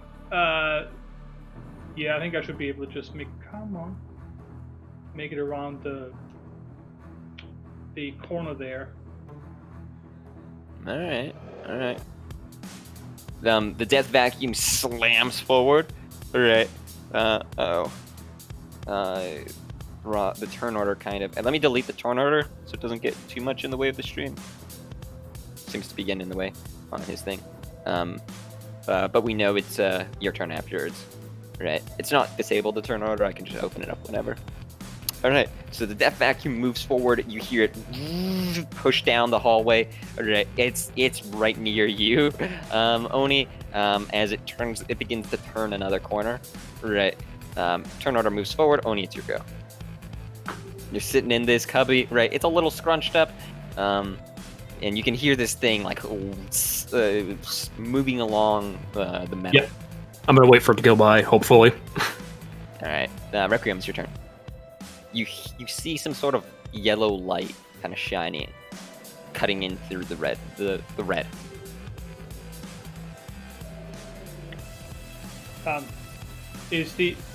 How tall are these walls? Do they go all the way to the ceiling, or could I potentially jump on top? Yeah. They go all the way. They go up to the ceiling. Is it my turn right now? Sorry, I got sidetracked there. My bad. I'm gonna move up. There looks to be a switch there. You know what? Fuck it, we'll push the button. Alright, you rush down, you push the button. This thing, like, just pushes by you, Oni. Right. It's relatively loud, the blades, right, as it turns the corner, and it begins to turn. And it's when you get to the end of this dead end, Requiem, that you press it, and you hear this affirmative. And you hear, oh, that's the first one. Now let's see if you can get the other two. you can hear the death vacuum coming. All right, back to Oni's turn. All right. So, point of order: how is our movement measured? If I have a run of 30, is that meters or? Yeah, we have it set to meters on the map. Perfect. Each square is 5 meters. All right. I'm gonna get here then. All right. All right. It's your turn, Chief. Yep. Sorry, I'm on measuring mode right now. That's why it always takes forever. Hopefully you can find you a... Actually, I don't want to give anything away. Smart move. There. All right. You jump for the cubby as this thing just bolts down. Like, it moves very fast. Right? The only time it stops is to turn. And then it turns, like as if it's going down this, right? And then goes down, and then begins to, like as if it begins to move into position to move down this way. You're kind of blocked in there. Okay. All right. While I'm in this cubby, sorry, let Oni do his next action, then I'll tell him mine.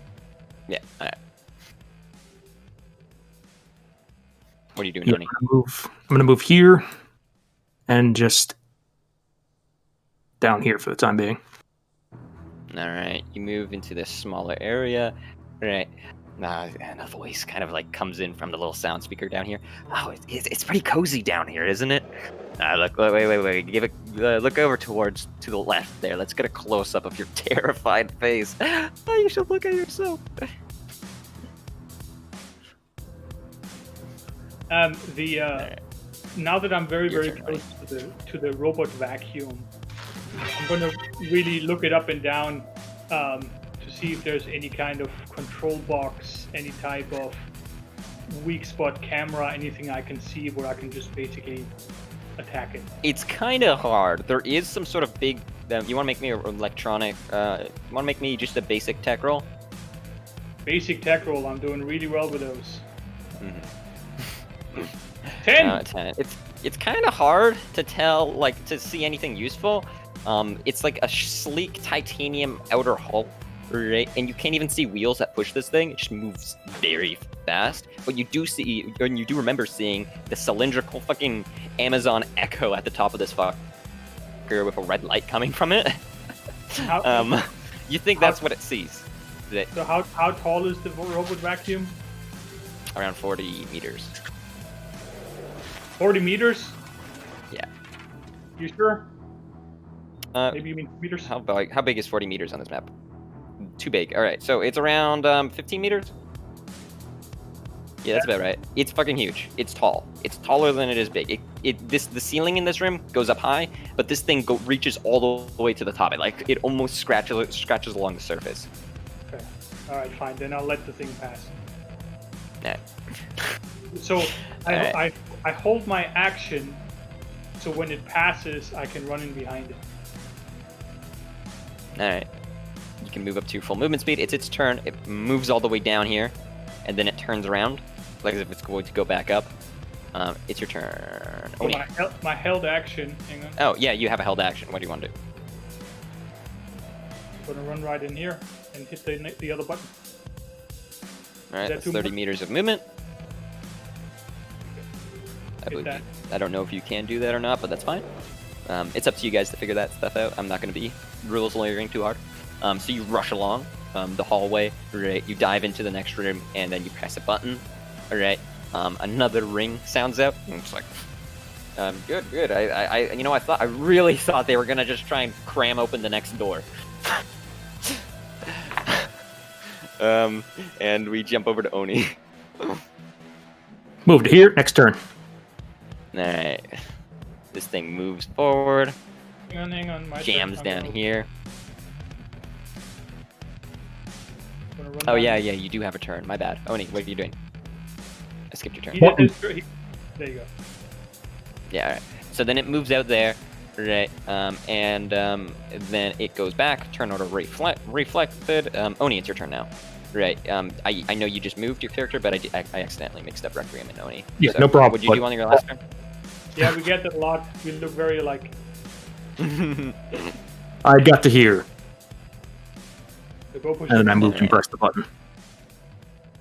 All right. You go in, press the button. The door opens up here. Let me grab some dynamic lighting out. Right. Sorry, map stretched again. I actually had a door for this, but I just had to make do. And as the door opens up, this thing flies down the hallway. It turns. Right. You guys got a chance to clear the way. Get in there. We clear out. Yeah, you clear out. You jump in, and it's like, well, shit. The thing flies by, and it goes into the cubby. Well, could have went better. Really? A vacuum cleaner? Oh, so scary. Big voice in the sky.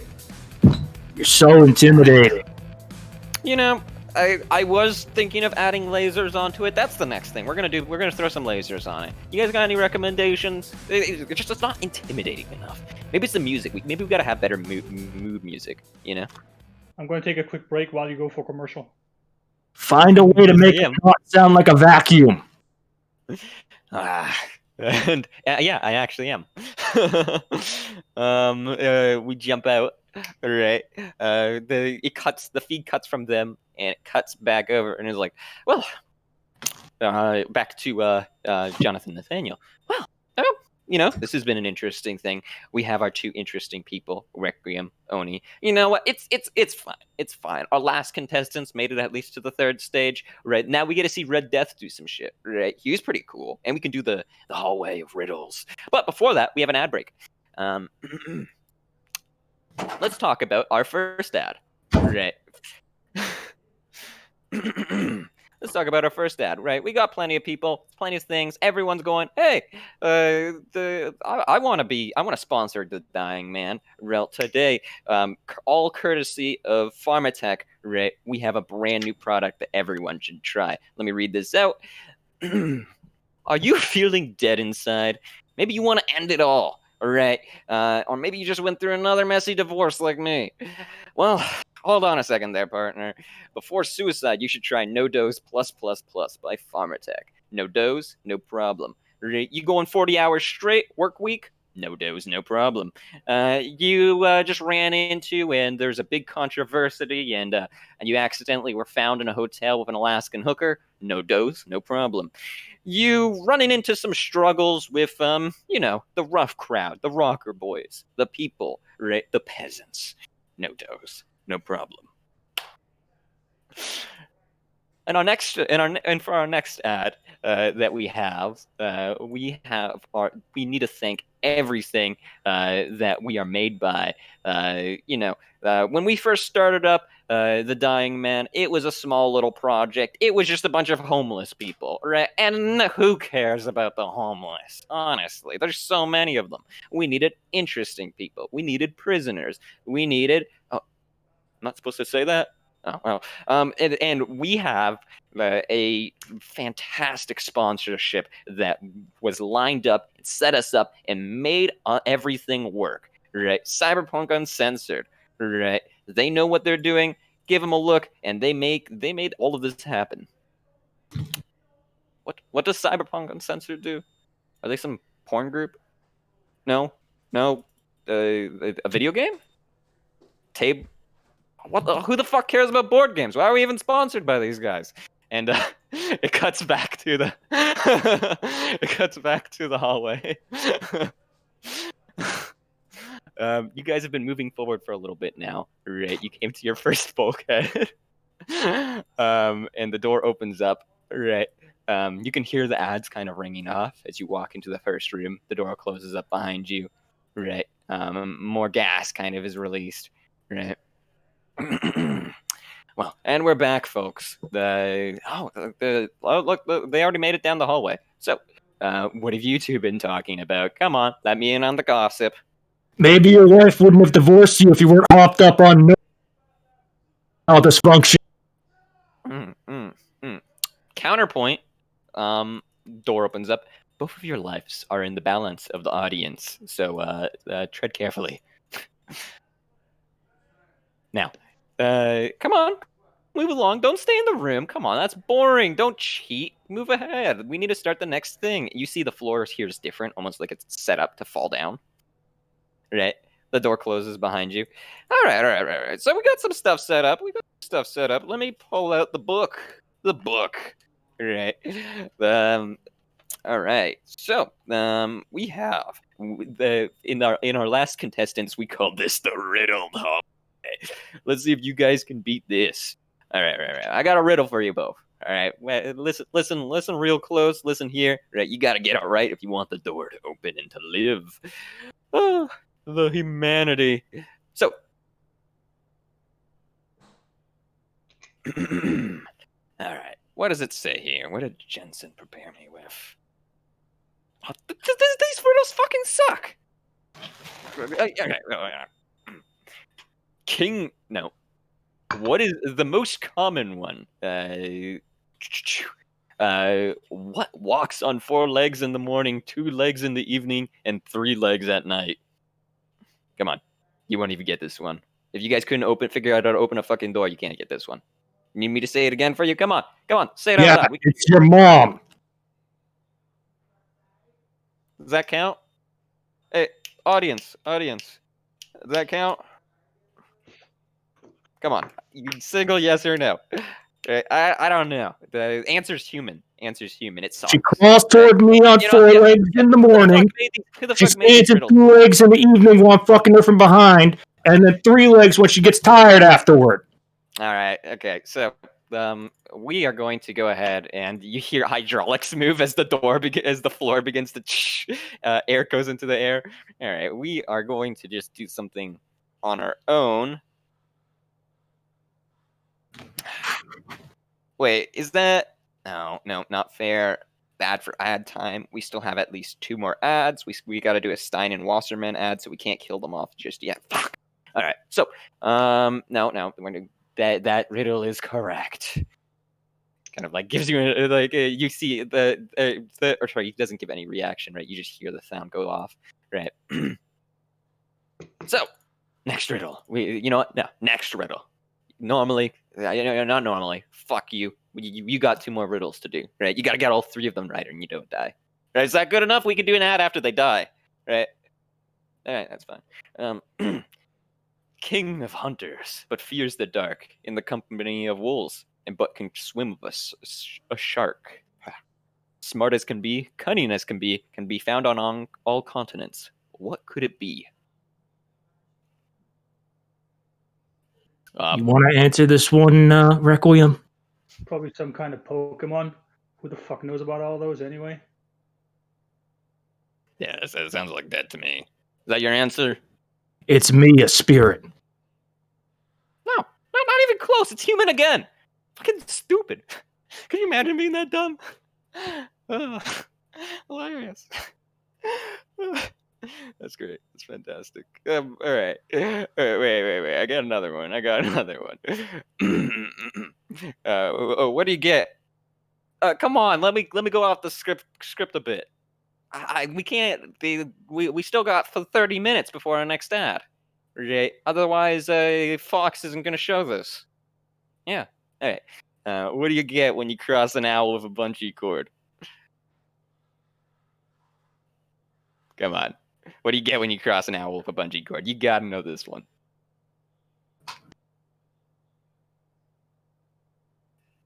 Nothing?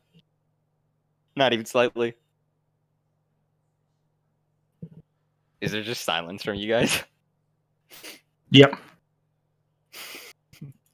Wow. Way to ruin it. Way to ruin it. Okay, yeah. The door opens below you, or like the trap door. The ground opens below you, but you both fall. And as you both fall, right, and you fall onto a platform that slides forward. Right, you can hear music cut in. Right, and it's almost echoing, like it's moving around and bouncing. right? And you hear like you're flying past several speakers, so you got this like echo chamber effect going. And he's like, you know what? Like, I had something planned. Right? I was gonna be like, my ass, you're wrong. But you know what? You guys can both just die. Yeah, you've ruined it. You ruined it. You ruined it. It's gone. Moment's over, and you guys land on, and then like you get expelled into the next arena.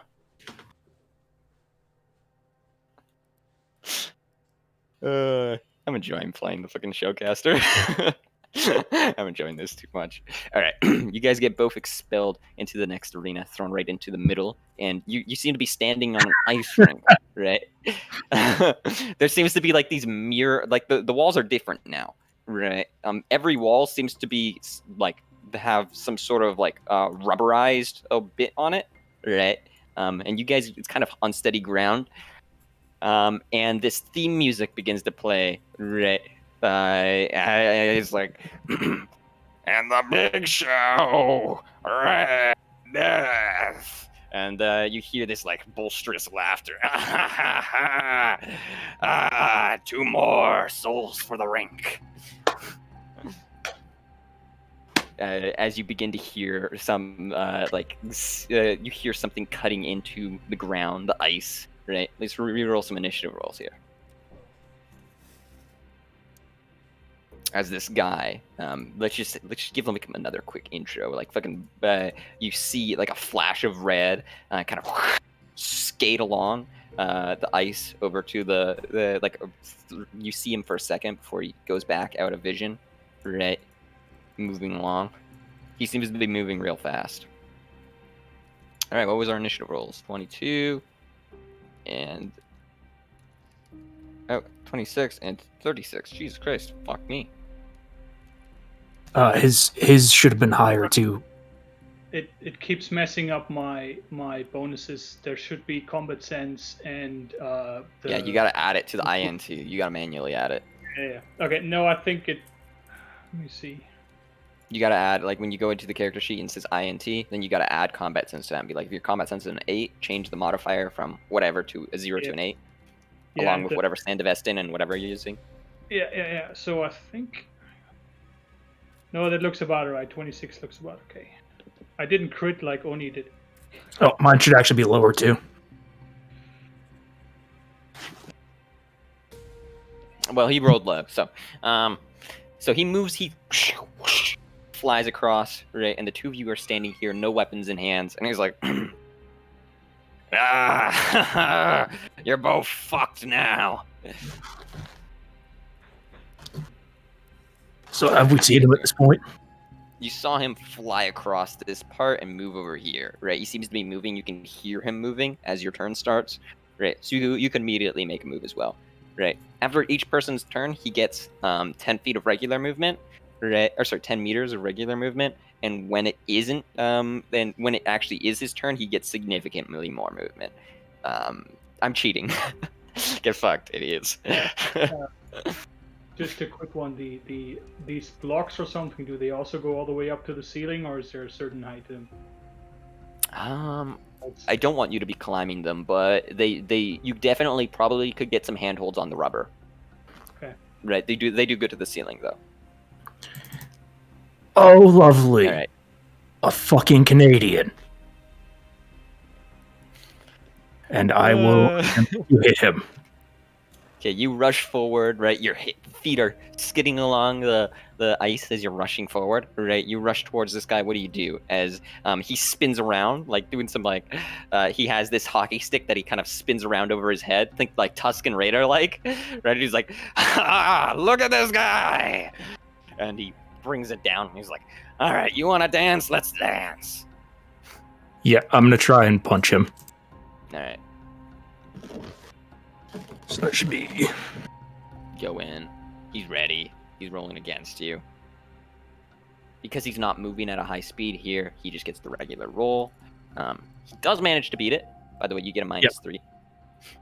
-3, but with the martial art attack, it's... I see. Okay, my bad. I didn't realize you're adding the bonus with your just a regular martial arts roll and you weren't using the character sheet. All right. So, you throw your punch forward, right, and as he just skates backwards with like a V skate. He pushes his skate backwards and goes away. He's like, "Oh, that's hilarious!" And he begins to try and escape from you. Good. All right, Requiem, it's your turn. I'm going to run up to there. So what does he actually wear? Pardon? What does he actually wear, like armor-wise or anything? Yeah, he seems to have some like goalie gear on, right? Like he has this visor on his not visor, but he has this metal fence on his helmet, and he has these foam pads on his chest, legs, and arms. So it shouldn't be too protective, but it might be a bit hard to break through if you're not doing above however much damage. So he doesn't have a fully enclosed mask. He has like a metal cage in front of his face. Is that what you said? What do you mean? Like yeah, it's kind of hard to describe. If you've seen a hockey helmet, like especially a goalie helmet, they got the metal cage. It latches onto the front and the jaw. Fair enough. Below the jaw, but latch. In that case, he's gonna eat hot flamer death to the face. I have a flamethrower built into my cyber arm. Oh hell yeah! All right, you spin forward, you flip open the flamethrower. Let's do it. Let's see it. The first time a flamethrower is actually used, and it might be good. A cyber flamethrower, that is. So hang on. So that's the roll to attack. Come on, there you go. So that should hit. Oh hell yeah, it does. With surprise. Oh, there's a -3 to that though. But you slam forward, or as you go to slide, you almost lose your balance on the ice, and you just throw your hand forward. Your arm pulls open, and the guy kind of yells in surprise as flames fly out to him. How does this work with armor? So he takes 8 to the face. It doesn't. That wasn't a target attack. That was to the chest. Well, that's the thing. Sorry. Then no, it is to the face. If you want okay. to Yeah, that's fine. That's fine. But make sure you're adding those minuses beforehand for the future. No problem. Right. So he takes 8 points to the face. Depending what armor he has. I think it's armor half because it depends on what armor he has. Unless the armor specifically says it is flame resistant, he's going to take the full 8 to the face. All right.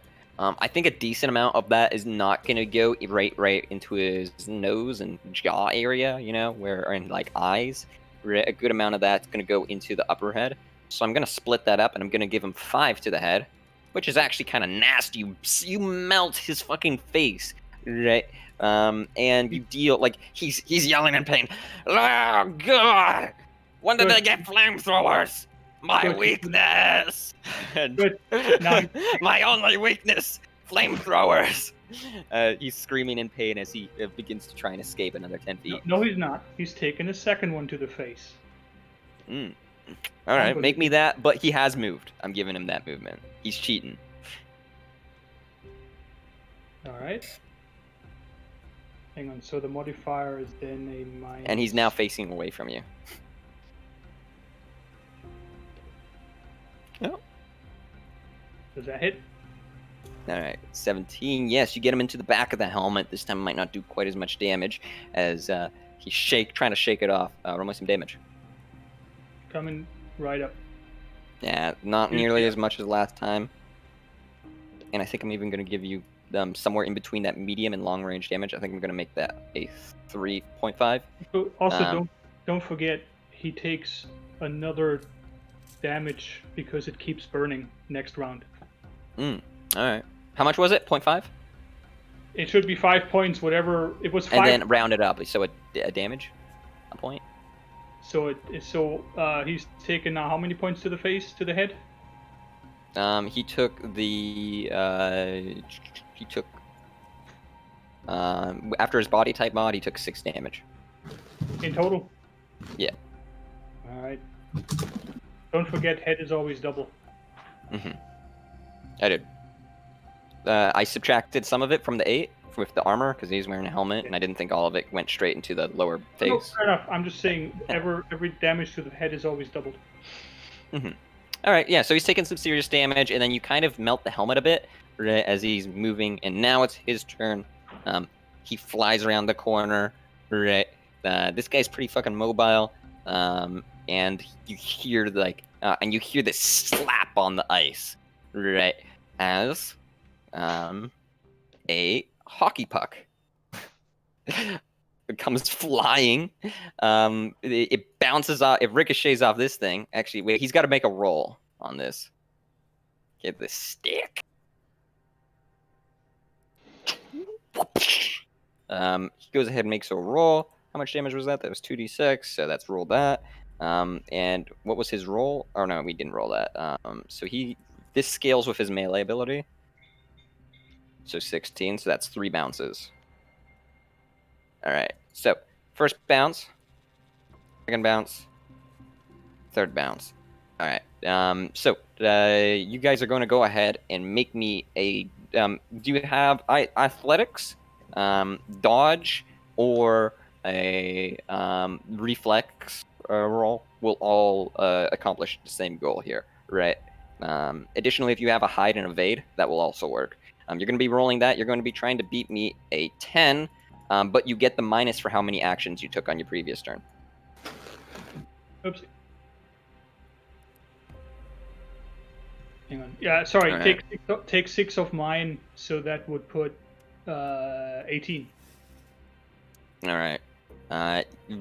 Yeah, you are able to dodge it. Only you're the only one that gets hit by it. You slide out of the way, right, with like a kind of O maneuver as it flies past you and it bounces off the wall behind you. Only you barely even saw this thing coming. You go to step out of the way and boom, it hits you right in the right arm. Do you have any armor? Yes, I have 18 points of armor on my right arm. Should have taken that away. I'm Let's wearing a make fully this. armored vest, so Yeah. wearing I flat know this pants. subtracts. I know this subtracts it down to below 0. Even if I did make this armor piercing and make it blunt damage. So I am going to cheat once again and give you 2 points of damage. And you will take those 2 points of damage as it slams into your arm. My body's 10. Bruised. Subtract your body from that, bring it down to 1. Okay. All right. And that is his turn. I guess. All right. So he's got some interesting stuff. You guys are not just skilled solos. You are some of the best out there. Right? You guys might actually be able to handle this person. You can hear all sorts of sound going. You can hear the showcaster going on and on, but you can barely hear whatever he's saying. It's all muffled shit when you hear the Red Death talking. Yep. All right. What do you? All right. Oops. I'm gonna go here and then here, and I'm gonna attempt to disarm him. All right. You rush forward across the ice. He spins around to try and. Sorry, what did you say, Graham? Punch him in the throat. If you could put 2 more damage on his fucking head, then he dies anyway. I'm gonna try to disarm him because I can't hear that.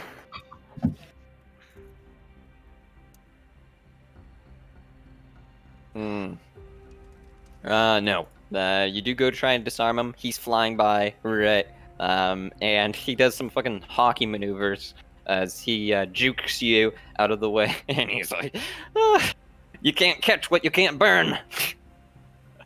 That's my turn. Yeah, he maneuvers. Okay, so that's your turn. He maneuvers, and Requiem, it's your turn. He is in this position. So, first of all, he's going to take 1d6 divided by 2 damage twice because he's still on fire from the flamethrower. Oh. Okay, well, let's just say it's like really badly. He put it out the fire, but it's like really like the skin is kind of like, it's still got those embers or whatever. Have you ever gotten like a bad If you put out the fire, that hockey puck wouldn't have hit me. If you let's just say, wait, what's the word I'm looking for? You know how when you get a 3rd degree burn, but you need even if like you burnt yourself and you take your hand off the fire and it's burnt and it's like you've fucked up your hand, right? Or whatever, right? Everyone says to put it in water anyways, despite that it's not actively on fire or not visually on fire because it's still burning, right? The heat is above whatever threshold, so he's still taking the damage, but there's not active fire on his face. Right. So, what was the damage? 1d6 divided by 2 twice, All right. which should put him out, because if he takes at least 2 more points of damage, then he has 8 to the head and is fucking. 8. And that's a bad stun save for my guy. Pretty good stun save, never mind. He's out. And the other one was a 3 divided by 2, so that's 2. That's 4. 9, 10, 11. Critical. All right. Nice, make another stun save. What the hell? Okay. I'm giving it to him. Yeah, he's badly burning, and he kind of yells like, "Ah, you can't catch what you can't burn." All right, Eureka, it's your turn. You ran over to that position. What are you doing now? I ran over there. That's 18. Can run 2 parts. All right. No, I'll stay there. He seems to be coming this way.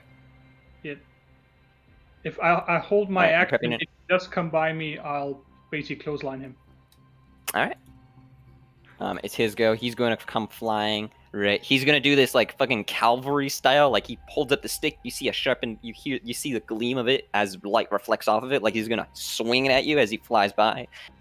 So make me that make me that prep attack roll. Maybe you can take him out here before he hits you. We'll certainly try. Hang on. We're going to do a cyber punch.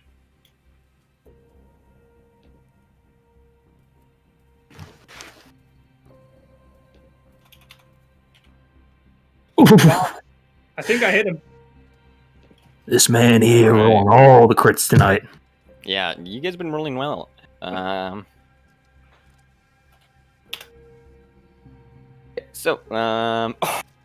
42, 17. All right, yeah, you come in with a sweep, right? This guy goes flying, like you hit him, right? He takes the damage, right? And he would be knocked out with that damage, right? But he goes flying through the air as he slams into the wall with a crash, right? And he slides down it, leaving a little trail of liquid, right? Red liquid, obviously. As the radio kind of cuts on, and that's turn order, by the way. Radio, the speakers kind of cut on, and it's like, I really expected him to last a little longer there. He's been really on the point. Did security leave you with your armor? They left you with your. So know? while he's I'm not a baby. While he's talking to us, This shit hasn't been challenging at all yet. I will give the hockey stick to my colleague and then take a few steps back to let him do his work. All right. Yeah. So he's giving you the hockey stick, Oni. Yep, I took my chest armor off. All right. And you know what? I'll go commando too. I'm gonna take my pants off. Please don't. Oh well, you're wearing stuff underneath it. It should be fine. Wearing white undies. All right, you pull up the. It is a 2d6 damage. The hockey stick, right? On piercing for soft armor. And yeah, I told you it's fucking hot as shit in that outfit. Oh, that's not why. Oh, all right. And yeah, I'm actually even just tempted to not let you go any further. By the way, we got those we got those guys who you were arguing with earlier up ahead, right? You should see them in the next. Should see them in the next play in our next challenge, which I call Trietnam. No, that's not racist. It's not. We won the war. Whatever. And the door opens up. You can hear the release on it at the eastern or the western side of the room.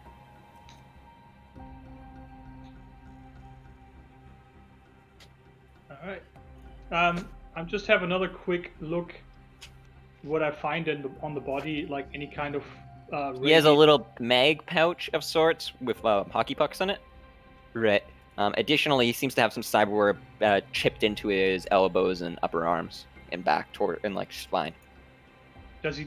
I'm looking more like, does he have any kind of security badge, keys, anything that basically will let him go through back doors or that kind of stuff?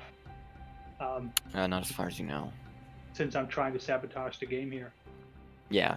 You're looking over this guy, and you see what appears to be. You want to make me a? Would that be awareness? Hide. Roll me a hide and discover check. What is it called? I mean, I have awareness notice Intelligence. if that's something you're looking for. I thought there was a check to figure out hidden objects. Yeah, let's go awareness. It's boring, but we'll go awareness notice. Okie dokie, and that's visual, right? Yes. Yeah, you're like you're scanning this guy, right? You're figuring out, okay, 20% carbon, 20% whatever, right? Oh, that's a Gucci 3,000 euro hockey goalie vest. What was your roll? 21. You scan him, and then you pull off his hockey glove, and you see a barcode. A barcode on the glove? Barcode. Oh no, on the, like you pull off his hockey glove, you see it on his wrist. Okay. Damn it.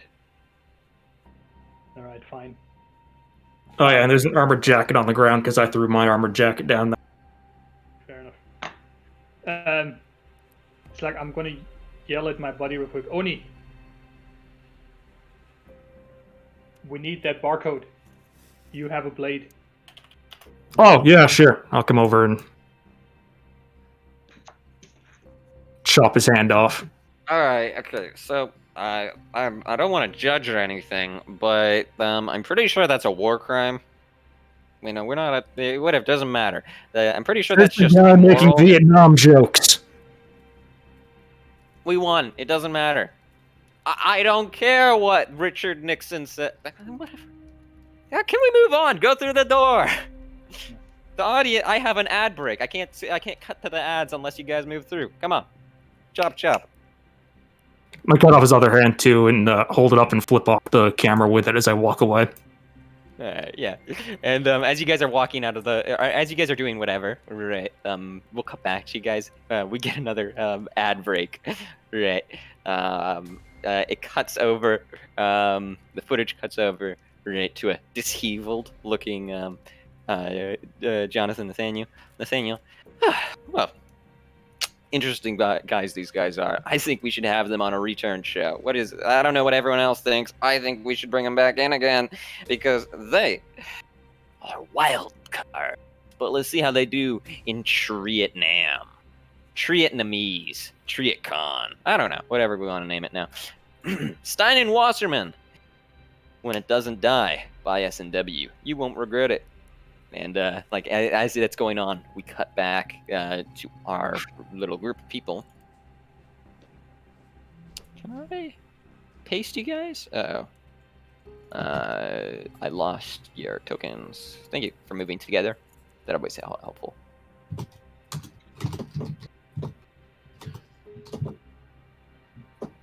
All right, so you guys have been in a little elevator for a minute now. What did you guys do in the previous room? Baker Corp will sponsor this later. Well, we took the guy's hands because one has a barcode on it, and the other one I just wanted to flip off the audience with. And then I'm sure we just sat in silence, listening to shitty elevator music this whole time. Yes. I really should have been using the better ad music.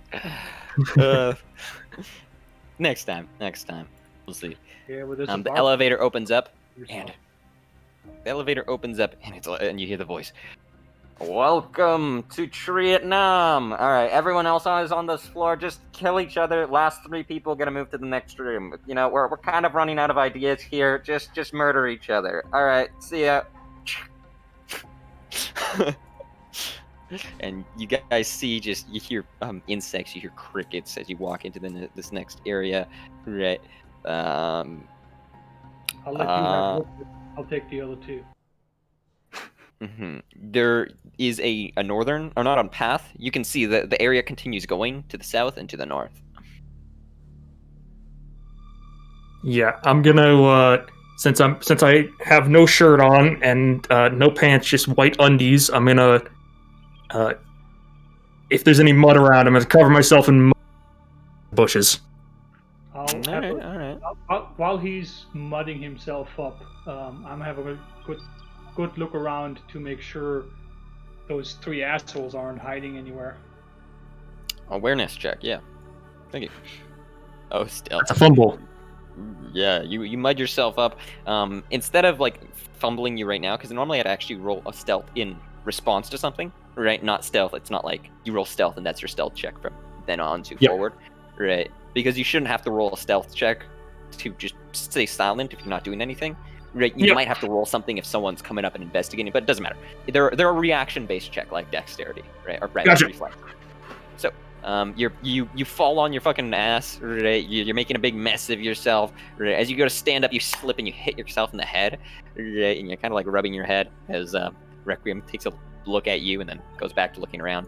You see several tracks and trails that move down to the south, and you see 2 trails that move up to the north. I have And you can hear thermograph. voices from the south. I have thermograph, so I can kind of see which one's the more recent one. Oh, that's so alright. Yeah, we're getting Predator in this shit, right? Like the thermal turns on, right? Sam Fisher sound effect. The door on the elevator closes, and you see ahead, right through all of the bushes and canopies and trees, you see what appears to be 3 figures to the south, and one slightly dim figure to the north. And you don't see anyone that appears to be Ripper.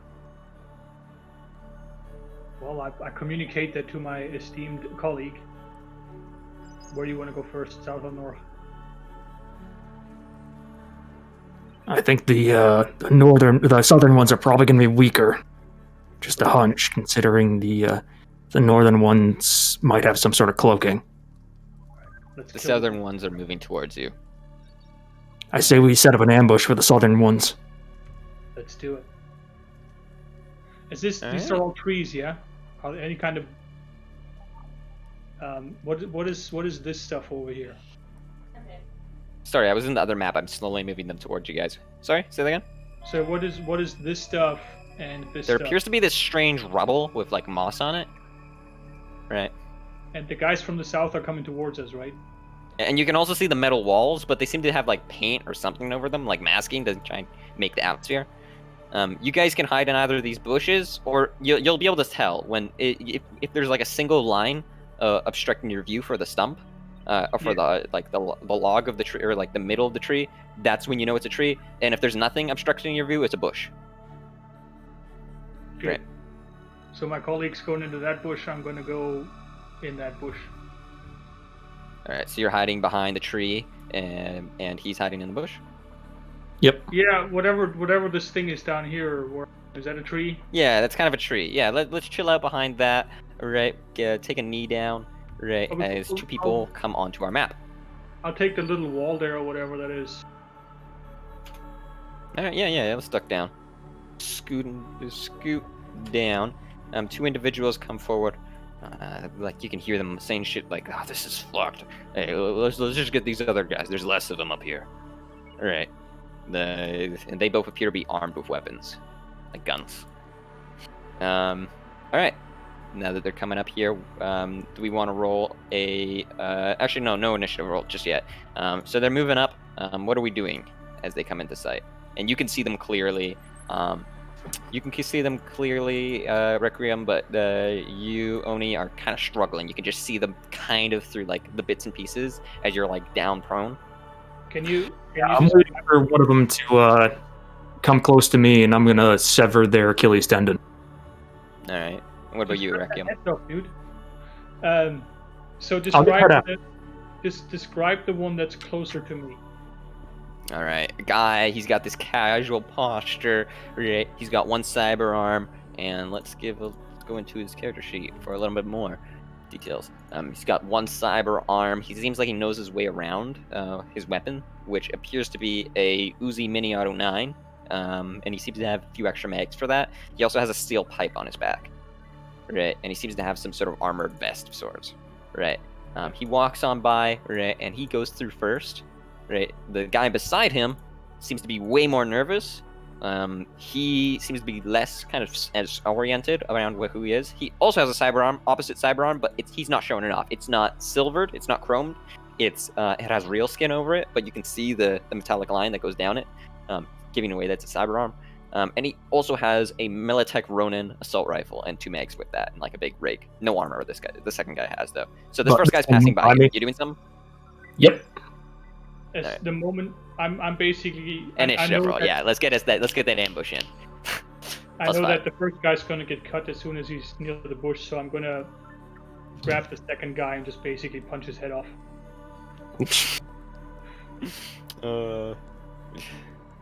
I'll need to add that for you. I'll add it for you.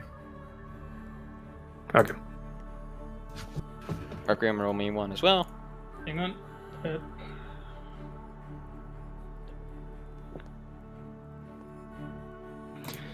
I told you, chat. All my good 20s are out of the way on that door. Why do you have to open the fucking door? Are we getting ambush bonus for this? Yep, +5, and for your attacks too, which I didn't give you earlier. My bad. Then Oni should be at 30, and I should be at 28. No, I rolled mine with the ambush points in. Oh, I did not. So. Alright, we're gonna keep these initiative. We'll re-roll them if we need to, actually, because not everyone's gonna be ambushed. You jump out of the bush, you're moving towards this guy, and before that even happens, you're swinging your blade. What happens? Roll me it. This was a called shot to the legs, so... Alright, -4.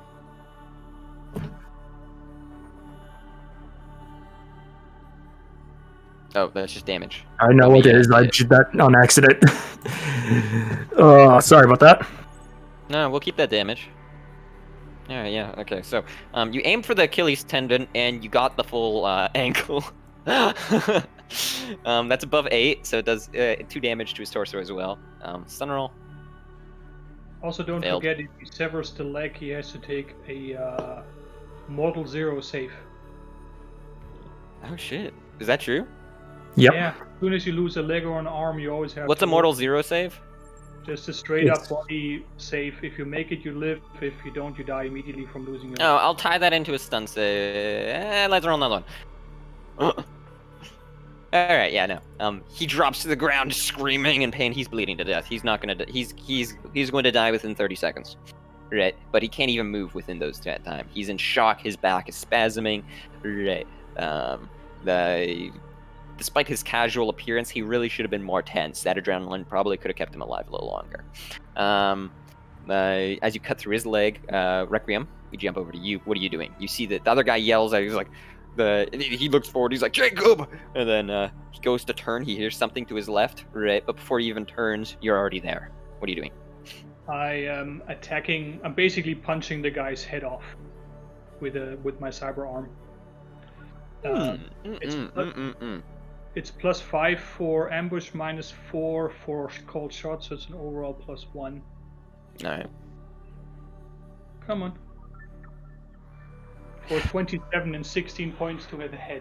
So he is no more. There's no more. The arm swings in an arc. It's like a flash of silver, and as soon as those 2 points of matter intersect, your arm is like a blur, and then his face becomes a blur as all of the momentum, all of it is transferred instantly into his face, and your arm stops right where it was, right? And he goes flying like a windmill 3 times over before he hits the tree behind him, and then begins to slide down it back first, and just you see this mosh of a face just pouring, like just bleeding and dripping and like soaking up his white shirt, right? As his gun fell where he stood. And the other guy bleeds to death. Okay, that's turn order. I really should have amped things up a bit. And here I was worried you guys would die within the first hour. Requiem, how are you with a rifle? I'm pretty good. You have the rifle. I need pistols. Alright, this guy's got an SMG. I need pistols. I'll take the SMG, but I'm really not particularly.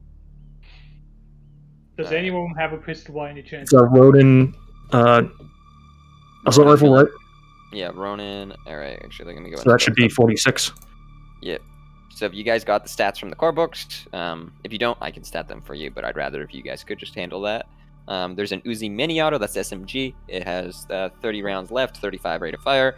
Ronin Militic Ronin, 5.56 plus 1 to hit, 35 rate of fire, but 30 rounds. It's in the basic book, right? Yep.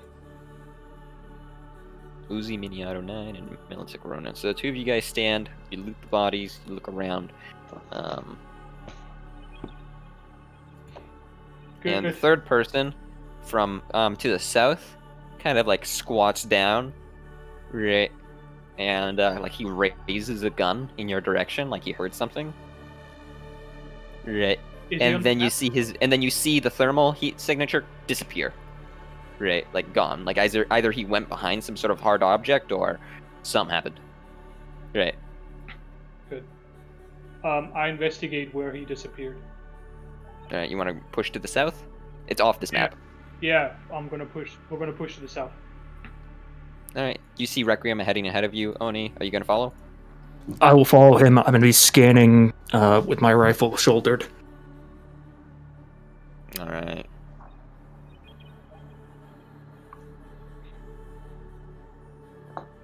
So you guys are coming out into the clearing. Right. And you look around. You last saw this guy? Like around here, maybe up here, and then like over here-ish, or down here-ish, you're not sure, and then he kind of disappeared. Show me again when I'm on the map, because I didn't see anything you just showed. Oh, I drew X's. On the map we're on. Yeah. Oh, did I not pull you guys correctly? Oh, my bad. Nope. Sorry. New map.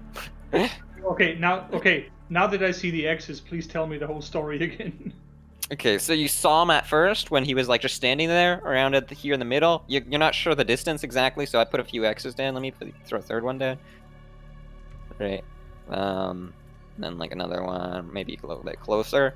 So he was somewhere around here, like in this main row. And then he moved a bit to like the right, and then he disappeared. And now I'm deleting these X's because that is now memory. Good. I'm doing this all very, very sneaky. So, you guys want to roll some stealth checks for me then? And Sure. then investigate somewhere over there. All right, hang on. Stealth. Hey, I didn't fumble this time. All right, and after your stealth check, roll me an awareness check because I am rolling also so going hard. to roll a stealth check. So there's my stealth, and you said a awareness notice. Where's that fumble? For the awareness notice, so this is visual, and the question is, do you want combat sense added to that, yes or no? It is not visual. I'm not giving it to visual because you do not see it. You would just be able to. There's no doubt about it. The second he comes up in the thermal, boom, instant. Like everyone, you knows where he is. Right? He's doing something to avoid your thermal Okay. right now. So, okay. So in that case, You got to beat that 17 to see him. got it. Nice. You hear that he's behind one of these pillars. Right? He shifts, and you hear a gun, kind of shift into place, like someone's aiming up. Right. And he's gonna try and figure out where you guys are. I didn't see where you pointed at on the map. All right, I did it in the GM layer accidentally. He's gonna make an awareness roll to see if he can beat any of your stealth checks. No, he can't. So he knows there's someone around here, but he doesn't know where you guys are at. So you know he's behind one of these pillars. All right. Very, very slow. You hear him shift with his gun. You don't know which direction he's looking. If he's looking out here or if he's looking out here. I'm trying to move. Oh, there's a tree in the way. That's why. So I'm sneaking very, very stealthily, trying to see if I can find behind which one of these he is. All right. When you get to this first one and you slowly peek it, right? It looks clear. Right. You don't see him. And what about you, Oni? Are you moving along the other side? Do you see him? What he's doing? Yeah, I see what he's doing, noticing that he's checking out these pillars. So I'm going to move over toward these pillars, but I have no idea that he's behind one of these pillars. I just am going off what I see Requiem doing. Okay. Right. I'm pointing at you like. And Requiem, You're a you can little clearly see I have no idea where he is. You're a little obscured, but then you begin to push forward, Requiem. Go ahead, move to about half there. Yeah, get to around here. And you do notice the guy, he's looking the opposite direction. You approach that from the right angle, and you're stealthy enough that he didn't notice you. Then he will die. So, want to make me an ambush roll? Certainly. Alright, let me add him to the token layer. And let me move you back one. You kind of got an angle on him right here. Okay. So, do you want me to just roll like a... So this is my ambush attacking him? Yeah, actually, let's do it one turn. Let's do one turn, and he'll roll against you, and then we'll add Oni to the next one, right after this full turn. What's his equipment now that I see him? Alright, it's a little fast because you're going immediately, right? You're not really taking your time. Yeah. But you do see a flash of green armor, helmet, and rifle right before you begin to shoot. Okay, in that case, I will punch his arm. I will basically try to break his arm, or both of his arms for that matter. So here's my first attack at the arm. So with ambush bonus minus called shot for the right arm. Mm-hmm. Come on. That actually rolled right arm. So he takes 12 points to the right arm. Okay, so wait, we're moving towards him. Yes, minus right. 3 movement. But that is a 25 still, so we're gonna go ahead and we get a +5 to that as well. Oh shit, and then he doesn't get, because he doesn't know where you are.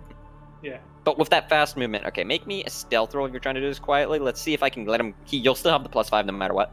But let's see if I can have him react to it or not. It's a DC 10 if he can't react to it, and it's a contested if he can. Right. There's my stealth. All right, he's gonna roll an awareness here. No, even with a fumble, fuck me. Yeah, you go in there, 12 points to the right arm, and you launch him out of cover. Right, he fumbles along the ground as he tries to stand back up. And you hear a crack, but you are pretty sure you did not. You see now that you get a better picture of him, you see he has that. He seems to have armor, like equal armor on his chest and arms, and he seems to have a helmet, but he has no leg armor. Right, you just do 2 points of damage to his arm. Okay, then for my second attack, I will just I will punch him again. All right. You slam your fist forward. Your second and roll. Actually, I'll do it on the leg. Why not? All right. Target attack -4 on top of all the other minuses, and he's gonna go ahead and roll a contested now. Come on, why is this so hard every time? 24. He crit fails. Fuck me. Hell yeah. So he takes 13 points to the leg. To leg. Ooh, stun save. If it breaks his leg, it's another mortal save. He fails the stun save, but he does get the mortal save. Oh, you launch him as okay, so let me do this from Oni's side. Oni, you're walking down the row, right? You're walking down the row, Oni, and you see him. Like, I don't know what this guy guy is. gives you like a nod, Requiem, and then he begins to sleuth on forward. You just got your gun aimed forward, like in this general direction, and then you hear some rushing of movement. Then like a punch, and this guy he hits the ground, and then it's followed up with like some martial arts thigh kick downwards or something, right? As you hear the leg crunch and snap, and the guy yell out in pain, "Oh, fuck me! Oh my god! Oh, you didn't have to do it like that!" God, you're such a show-off, Requiem, and I'll stuff my hockey blade into his neck. Oh god, yeah. I just gave him the people's elbow, basically. They're gone. He's got blood bubbling from the guy. What did this guy have on him? You said right. Yeah, he has this upper rig. He has a helmet. He has a mono katana, and he has an FN Rao. Ooh, I'm gonna toss my hockey stick and take that mono katana. Of course you are. What kind of pistol does he have? No, he has an FN Rao assault rifle. Assault rifle. I don't need assault rifles. And since I have no body armor, I guess I'm gonna throw body armor on myself. Mm-hmm. All right. Which assault rifle do you have currently, Oni? The Ronin. Take the roll. Take the F and roll. All right, I'll toss the It does do Ronin. more damage, but it has a -1 as opposed to a +1 for each roll. That doesn't matter. I take the guy's helmet though. You pull a helmet, you plant it, 12 SP protection, right, and it even has a HUD. It seems to have some sort of low light vision of sorts, right, as well as amplified hearing, so another plus bonus on your awareness rolls. Let me figure that out. I'm literally better at everything other than the hearing. This helmet, without the helmet. Yeah, honestly.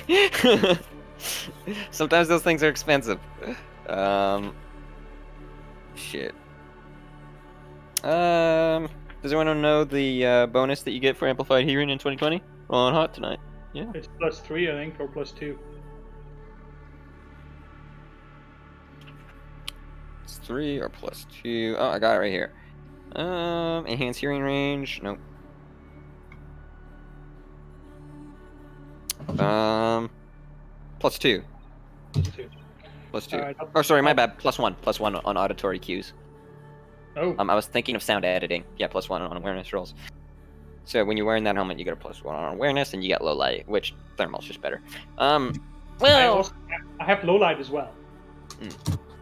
Well, okay then. I was gonna say, like, thermal's better, but there's one issue with it, because if you're using it during, like, big scale battles, then everyone just shows up as white or black or whatever you chose your thermal to be, and it's hard to distinguish friend to foe. Just kill them all, but let the gods come out. Anyway, I'll put the helmet on. I keep searching until I find someone who I kill that has a pistol. We'll keep the submachine gun. No, actually, I'll take the assault rifle that Oni had. Alright. So as you're sorting through your gear, right, the speakers come on. Alright, yeah, you guys are really having an easy time with this. Yeah, sorry, what was this guy? Jensen, Nor, whatever. Let's make this a little harder. Alright. You hear some, like, yell up to the distance in the north.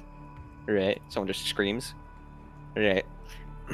Yeah, no, this should be better. I was saving this for like a special occasion. I was saving this for the final fight for the next one.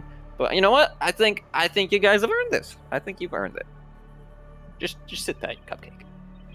I'm having a quick look around at these blocks or these whatever these square things are.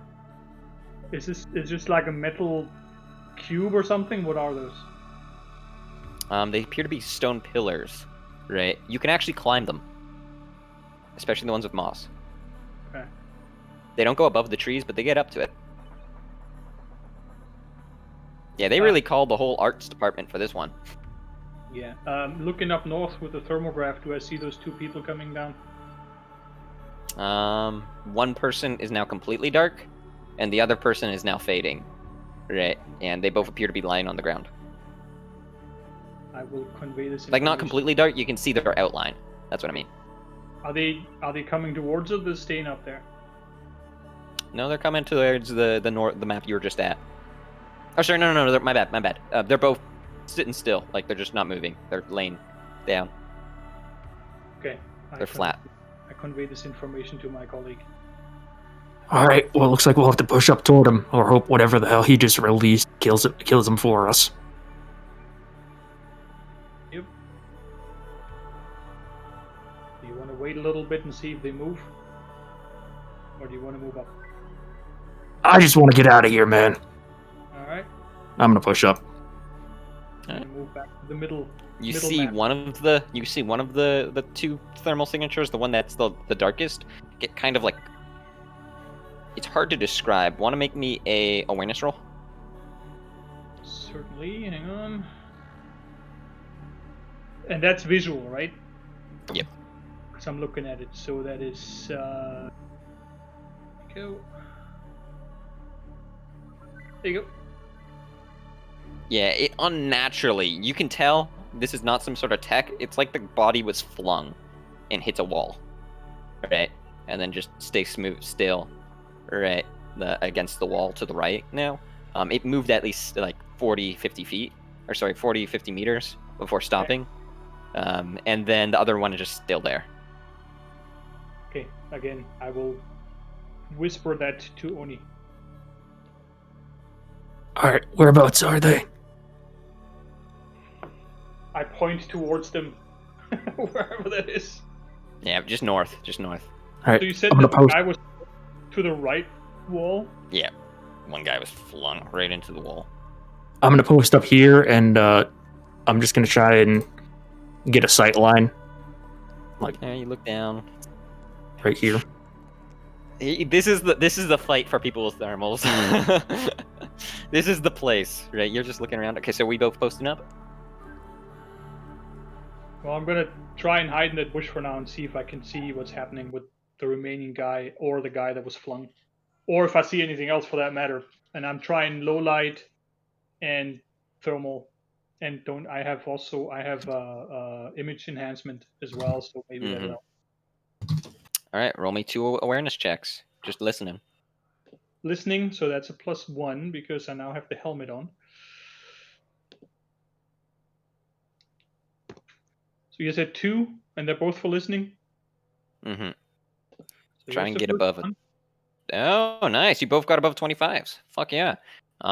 You hear this sound, and it takes you a second to discern from where, and then you look up, right?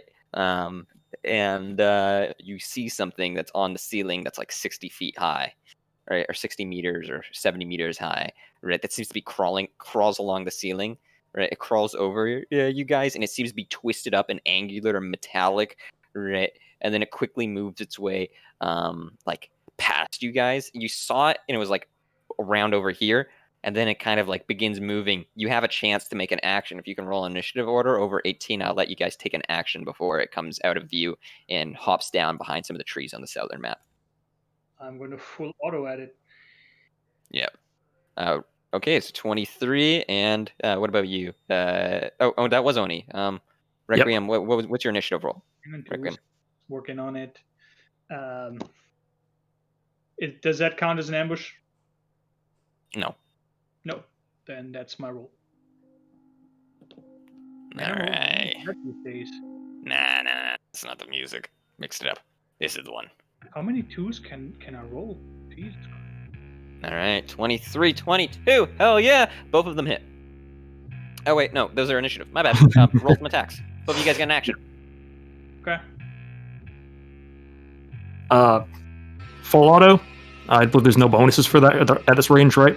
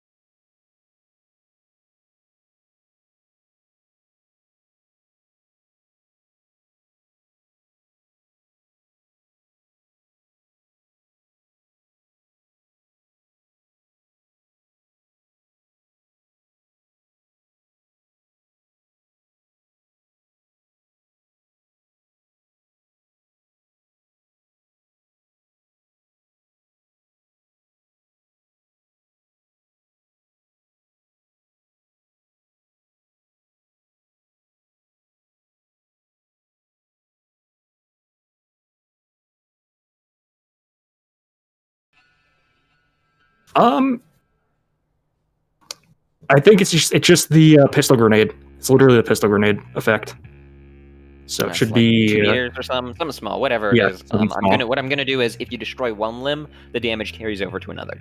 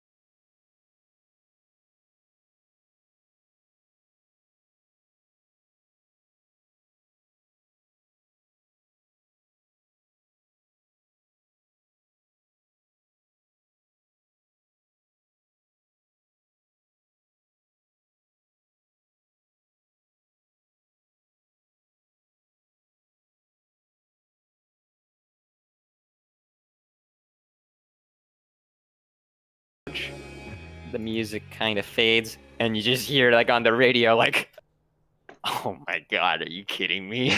Do you know how much money I spent on that thing? That's I bow to the camera. I yeah, flip off no. the camera. That is horrible. Jesus Christ, people! I'm the Oh fucking my Ripper. god! Whoever made that, you're fired. You're gone. You're gone. Get out of here. Figure out whoever fired them, or figure out whoever they are, and figure out who their family is too. Are they working with us? Oh, whatever. Shit. Well, that could have gone better. Yeah, yada yada yada. Doors open. Move along. All right, you got your guns. Cool. Final standoff against the boss. It's, yeah, fuck you too. Hang on. And it turns off. Before we're moving up, I want to search for the robot again, looking for some kind of security chipping, any kind of barcode, whatever the fuck it is. I'm going to spend my time searching any kind of door opening or something the thing could have come out of before we leave. You mess with it, right? And if you had good tech skill, you could scavenge the fuck out of this thing. There are some high tech parts on this thing, but in the meantime, it isn't scrap metal. You can tell some of these parts are shinier and expensive, and you could tell something. Do you want to make me a tech roll? Do you want to both make me a tech roll? You can either make a tech or electronics roll. Electronics to figure out some of how the battery works, and tech to figure out its weapons. I'll let you guys choose. I mean, I'll have a look at it. Here's my great tech roll. And what about you? I don't know more than these fancy machines. All right. Yeah, the thing is spilling out like this bluish acid-like thing out of the battery. You don't really, it's a robot. You're pretty sure it has motors and stuff. I cut people. Oh yeah, I'm sorry. There's not a lot I can give you because this is such an alien piece of hardware. Again, I'm not trying to salvage anything. I'm just trying to find any kind of nothing. Sorry. Barcode.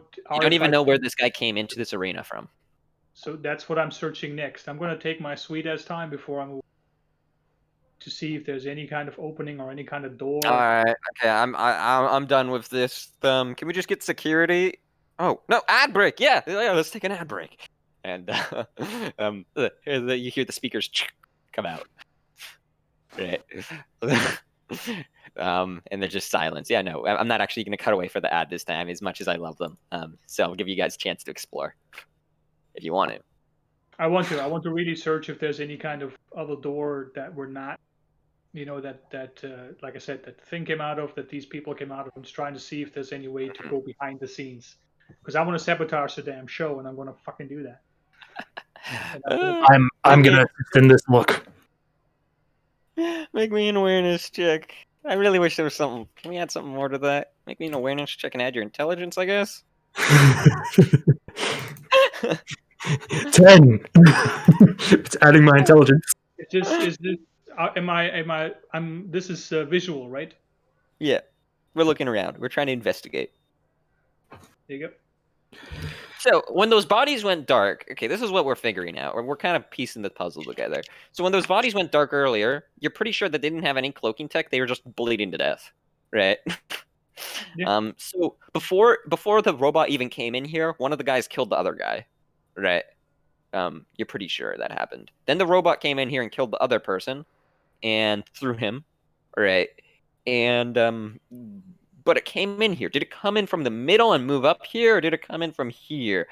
We do see some tracks from the robot, and it seems to come up from. You're not sure if it circled around. You're not sure if it came up from the middle and then circled around the tree line, but you see tracks that come from the tree line out of here. All right. I'll kind of point it out to my estimated, highly esteemed colleague over, that I'm estimating it's coming from over there, and that so maybe there's a secret opening or something over there we can sneak into. So we're searching that now. All right, let's take a look. All right. So the two of you guys move on forward, and you begin to check it out. The tree's normal. You don't see any vents. As you're looking about, you feel a draft. Right. It seems to be coming from above you, but you don't see any vents. Who feels this, Requiem or me? Both. I'm not making a roll for it. Okay. I'm dumb, so I'm going to pull out the hockey head, and I'm just going to waving it against the wall. All right. You begin to wave it against the wall. Yeah. At best, you could scratch the wall, but at worst, nothing.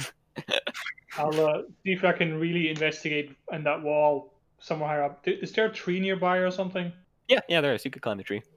Climb up the tree and then see if I can get a better angle.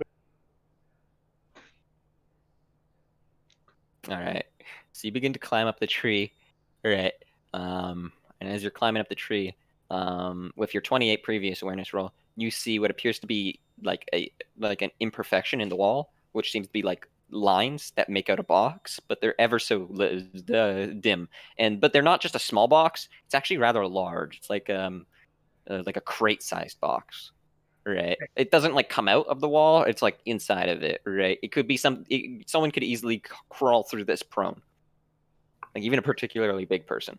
So is that an opening that I see, or is it just an? You don't know. You just see lines in the wall. I like to think I'm standing right next to it, mashing a freaking hockey hand against the wall. Can you make me an athletics roll to see how long it takes you to climb up the tree? Hang on.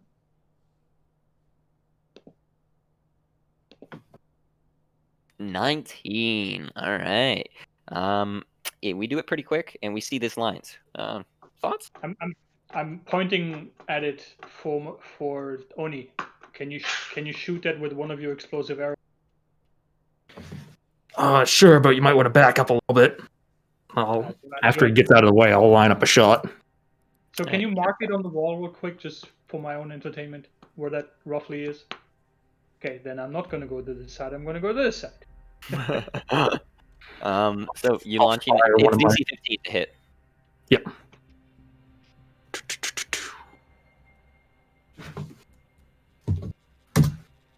$26.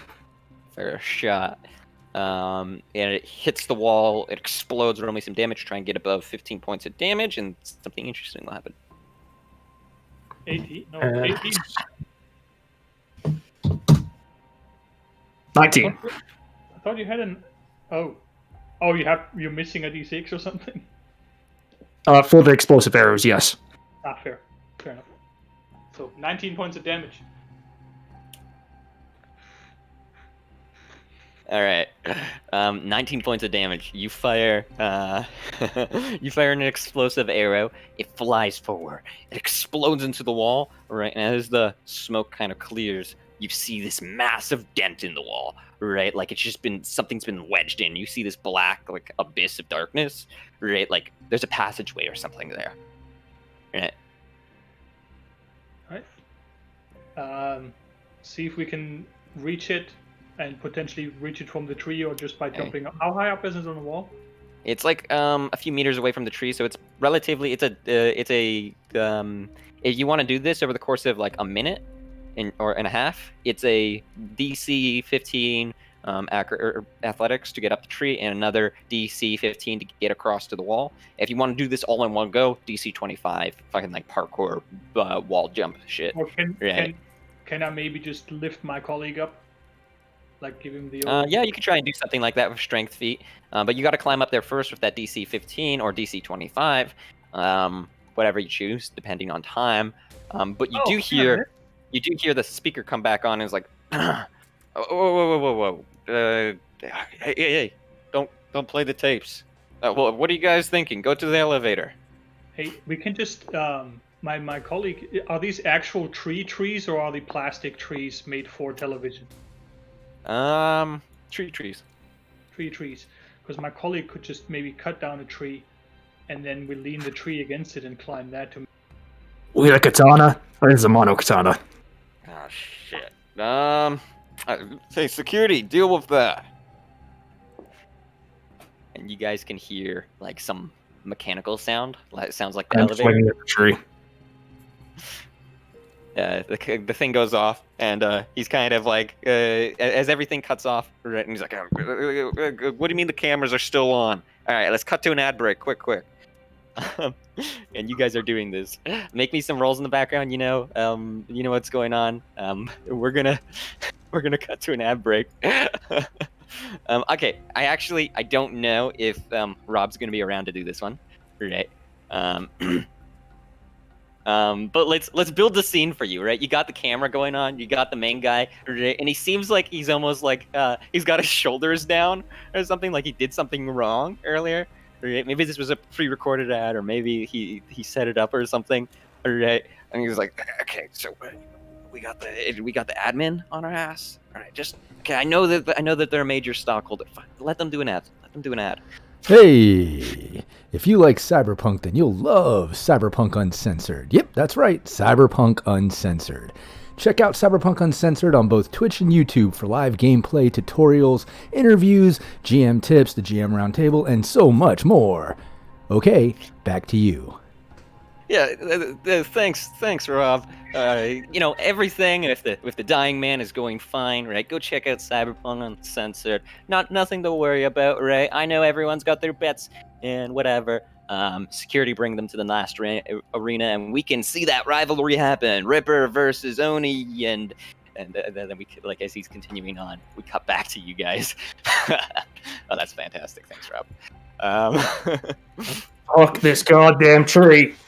The tree falls into the wall, right? And as it falls into the wall, we have this moment where you guys both look at it, DC 15 to climb it, and you can hear the elevator doors opening it up, right? And you hear someone yell, "Clear the area!"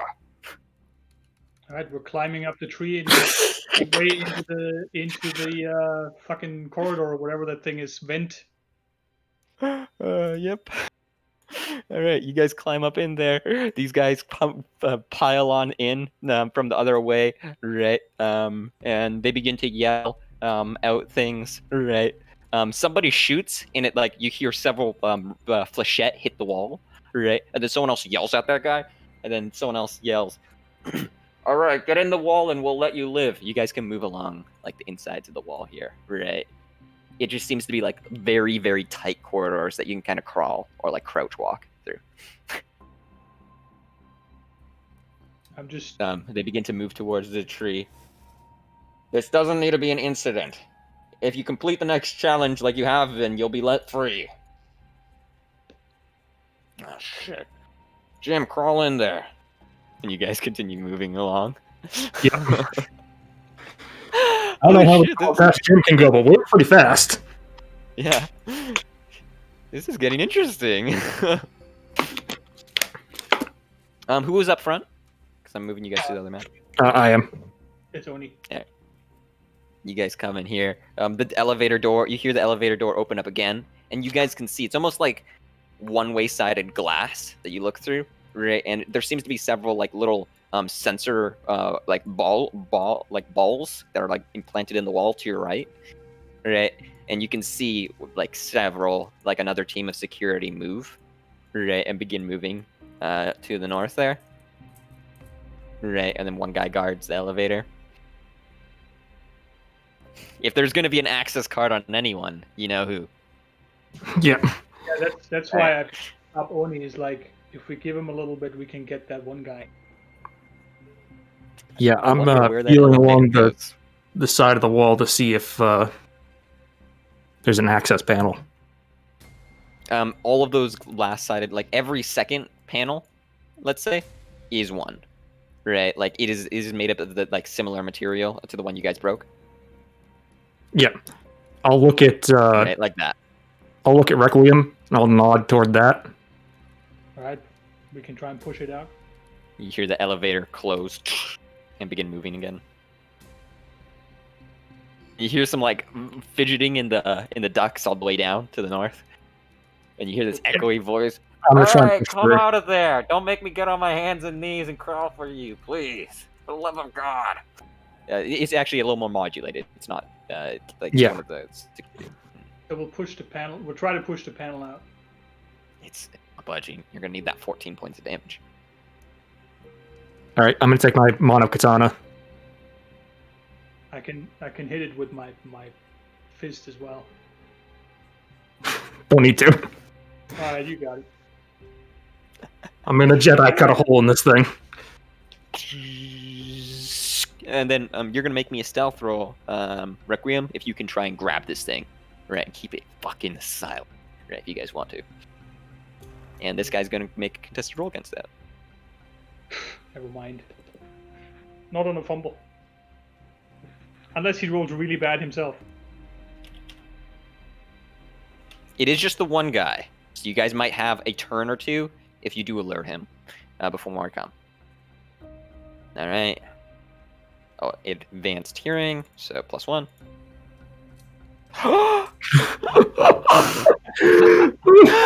He's just No way!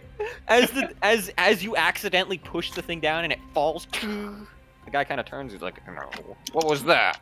And then the door opens up. Right as the door opens up again, another team comes in. Right, and then they're like, "Hey," the guy that walks past, and he's like, "Jensen, tell me what's going on here. I need an immediate rundown of the situation." And the guy kind of looks at him, this bigger guy, and he's like, "Yeah, I will." And then he's like, "Let's walk and talk. Let's move." As another 4 group, and it looks like they leave someone else there instead.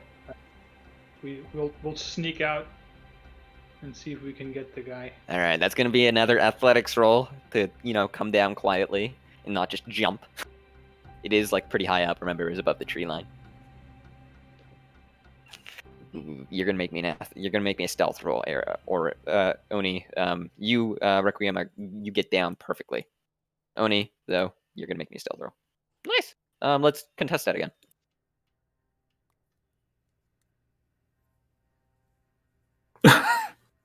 Ooh. This guy. What was that? Same thing. He turns around. Initiative roll, everyone. All right. Allow me to say, when you break the fucking rules, when you break not break the rules, when you play off the script things happen. There's not going to be any nice, clean ending for this one. Nope. All right. Either everyone's going to die, or you're going to get out with complete and utter chaos.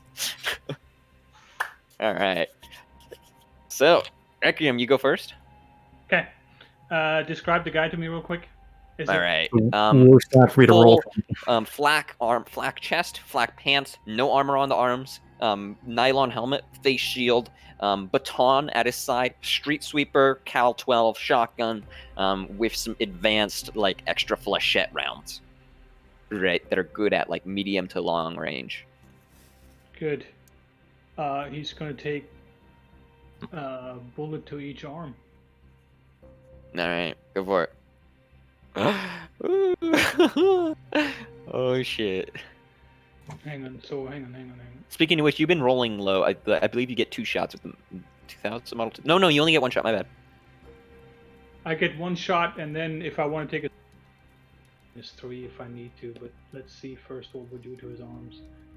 Hang on. Distance 12 meter. That is actually a 15. So that's actually short range for me.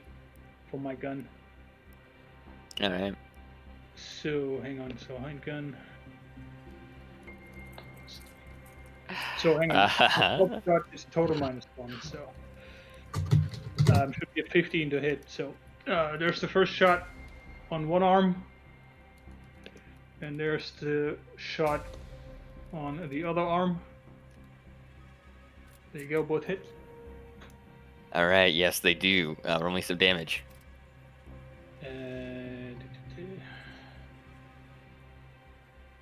Finally, now I can stop. Now we can actually have a fight. So I'm just gonna make that 2 hits, yeah. Yeah. One on the arm. One on both arms. One on the left arm, one on the right arm. We'll take the left arm. 16. Yeah, he's gone. You blow through his total damage. You blow off both arms by the wrists, and as he collapses to the arm, and he yells out in pain, right? You shoot him. As he collapses in pain. Do one of you guys want to do another thing to just kind of execute him without an return order? Yeah. Quick arrow. All right. Hits him right through the visor, right as he falls to the ground dead. He was already dead beforehand, or he was dying beforehand, but now he's on the ground, and you hear his radio just going. People are everyone's talking at once. Quick, Requiem, check for a card. We grab the you card. look at the guy. All right, make me another scan that fucker. And you look to your north, and you can see the bright lights. The elevator's open. Good. There's my awareness notice. Hop in the You elevator. see what appears to be a security dispatch key card that's purple, violet, and it seems to be inside of his vest. I'm also, if I can, I'm gonna grab his radio. All right, you grab that, you pull the radio, right? You guys come into this elevator. What do you do as you come in here? Scan the card and then push. What buttons are there to push? There is no buttons, and there's no card scanner either. But there is a little panel that has nothing on it, suspiciously nothing on it to the left, right? It's just flat. Put And the you hear, card against like, the rushing panel. movement. You put the card on the panel. All right. Who died? Who died? Like I'm gonna go over what you hear in the radio as he's doing that. What happened? Let's get immediate sit rep. Sorry, mic malfunction. There's such like silence. Come on, how are you Colin, guys? Make me a fast talk. Make me a fast talk.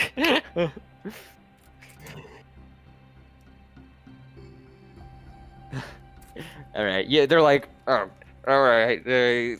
Jesus Christ! Don't let us go. Don't get us worried like that. And then you hear dispatch chime in. Heat signature or vital signs from Unit 32 are showing dead. He was beside the elevator, and then your radio cuts out. Boring conversation anyway. I throw the radio. You slam. I was your, gonna get it in there. Yeah, you move your keycard around as it like some like holographic thing kind of like turns on, and you see like several floors, and it goes floor 1, 2, 3, 4, 5. Right, you're on floor 4. Right, there's no name beside each floor, but if you had to assume, like just with you had a bag on your head, but no one was able to drug you. You assume you were you assumed you were 2 or 3 floors down. Right, when you got into the first room, right, and then you went lower from there. So now we're on 4. So you're assuming floor 2 is like just the security room or the exit, like where you came in from, and then floor 1 should be like the arena or like up at the top, you know, where probably where all the audience is. You think So that get that out of announcer here. would be on floor 1?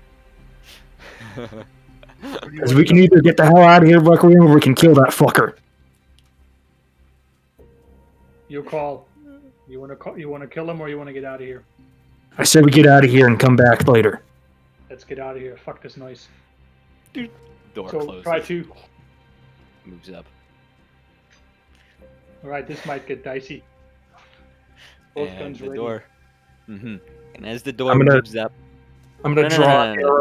Nothing left. Oh, actually, yeah, no. Let's do a quick prep thing. Right. Give me your coolest Matrix Reloaded, getting yourself ready scene. Yeah, I'm gonna kind of check my two monokatanas. Check them. Sling the rifle on my back and draw an arrow. Check the tension. Make sure there's nothing wrong with it, and get it ready. Put at the door. I'm not pulling the string back though. I'm not gonna be holding a 20-pound that whole time. Or 20 I don't kilo know. drop. With the adrenaline that's going on right now, I could try. I could handle something like that. Yeah, it is compound bow. Yeah, I'll pull it back. I put a fresh clip in each gun and smile at the camera. You ready, motherfuckers? All right, you ready? You're both ready. You look towards the corner that you think there's a camera. And Sweat actually- dripping down your brows. What do you got?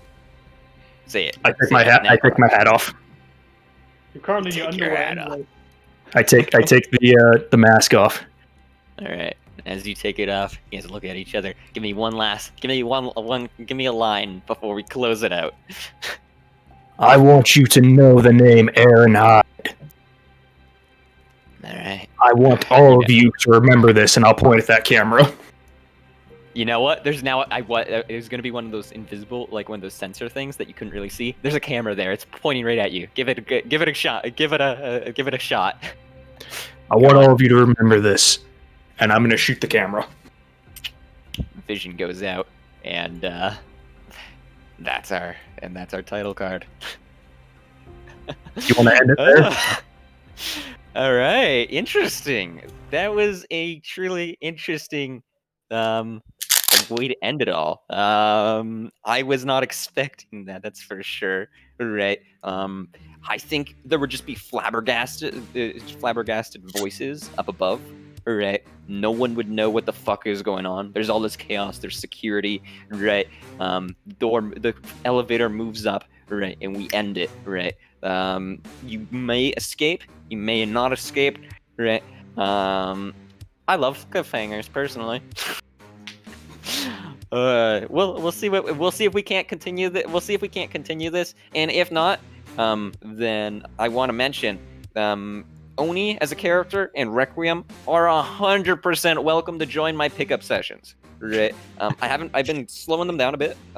They take place in this world. Right. Basically, I have, if you think of a West March group, right, but instead of having 4 or 5 DMs going on and DMing each game, I'm personally, whenever I have time, we just pick up a game, we get a group together, we role play, we get into our characters, we explore the corporate war, right? We build horrible monstrosities of Borgs and everything, right? And both of you guys 100% welcome to join that game, right, and explore it, right? We may continue this on another stream, right? We may see exactly what turned out of these guys, but that offer isn't just limited to these 2 people, right? I'm gonna go ahead and put my Discord join link in the 2020 looking for group thing, right? Feel free to join there, say something to whatever, right, and just jump on in. Right. Also, feel free to check out Cyberpunk Uncensored and all the cool shit they're doing. God, I want to get onto a GMs of the Round Table sometime. But Rob usually has better guests for that, more qualified guests for that. And if any of you do join that pickup game and you... Oh, did we lose you? We lost you, Chief. Chief, you're gone. Snake! What do you got? Gone. You said if any of you join that pickup game, what were you gonna say? Am I back now? Yep. Yeah, you're back. All right. If any of you join that pickup game, I'm playing a character known MedTech. Oh my god, he went out again. You're playing a character known. He's playing a character known as Red, Haldren Red. Right. Let me give a quick intro for him. Right. Think mad scientist, but worse. Right. The guy is. If you've ever, have you ever had one of those D&D games, or Cyberpunk games that have just spiraled out of control? Right. Like it starts out as a nice, neat party doing adventures and stuff, and then all of a sudden the party's like, hey, I want to take on the corporations. I don't want to just take on Arasaka. I want to be Arasaka. Right, and they decide to make. I am the corporation. I also think we might do something with Haldren and have him sponsoring the next dying man. Oh, absolutely, Red's resurrection. It was good seeing everyone. Right, check out Cyberpunk Uncensored.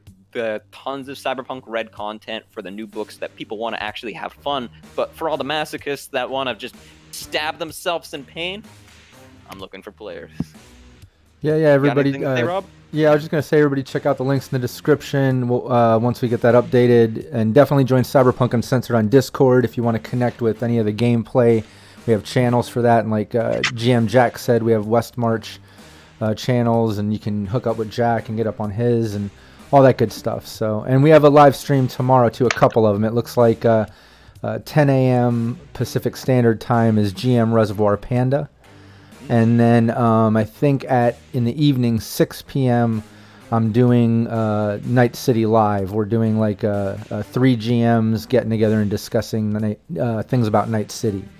So yeah, anyways, live shit all the time. So just everybody subscribe and tune in. You guys did awesome. Thanks. Thanks for having us. Thanks for organizing it. Yep, everybody take care. Thanks for having us.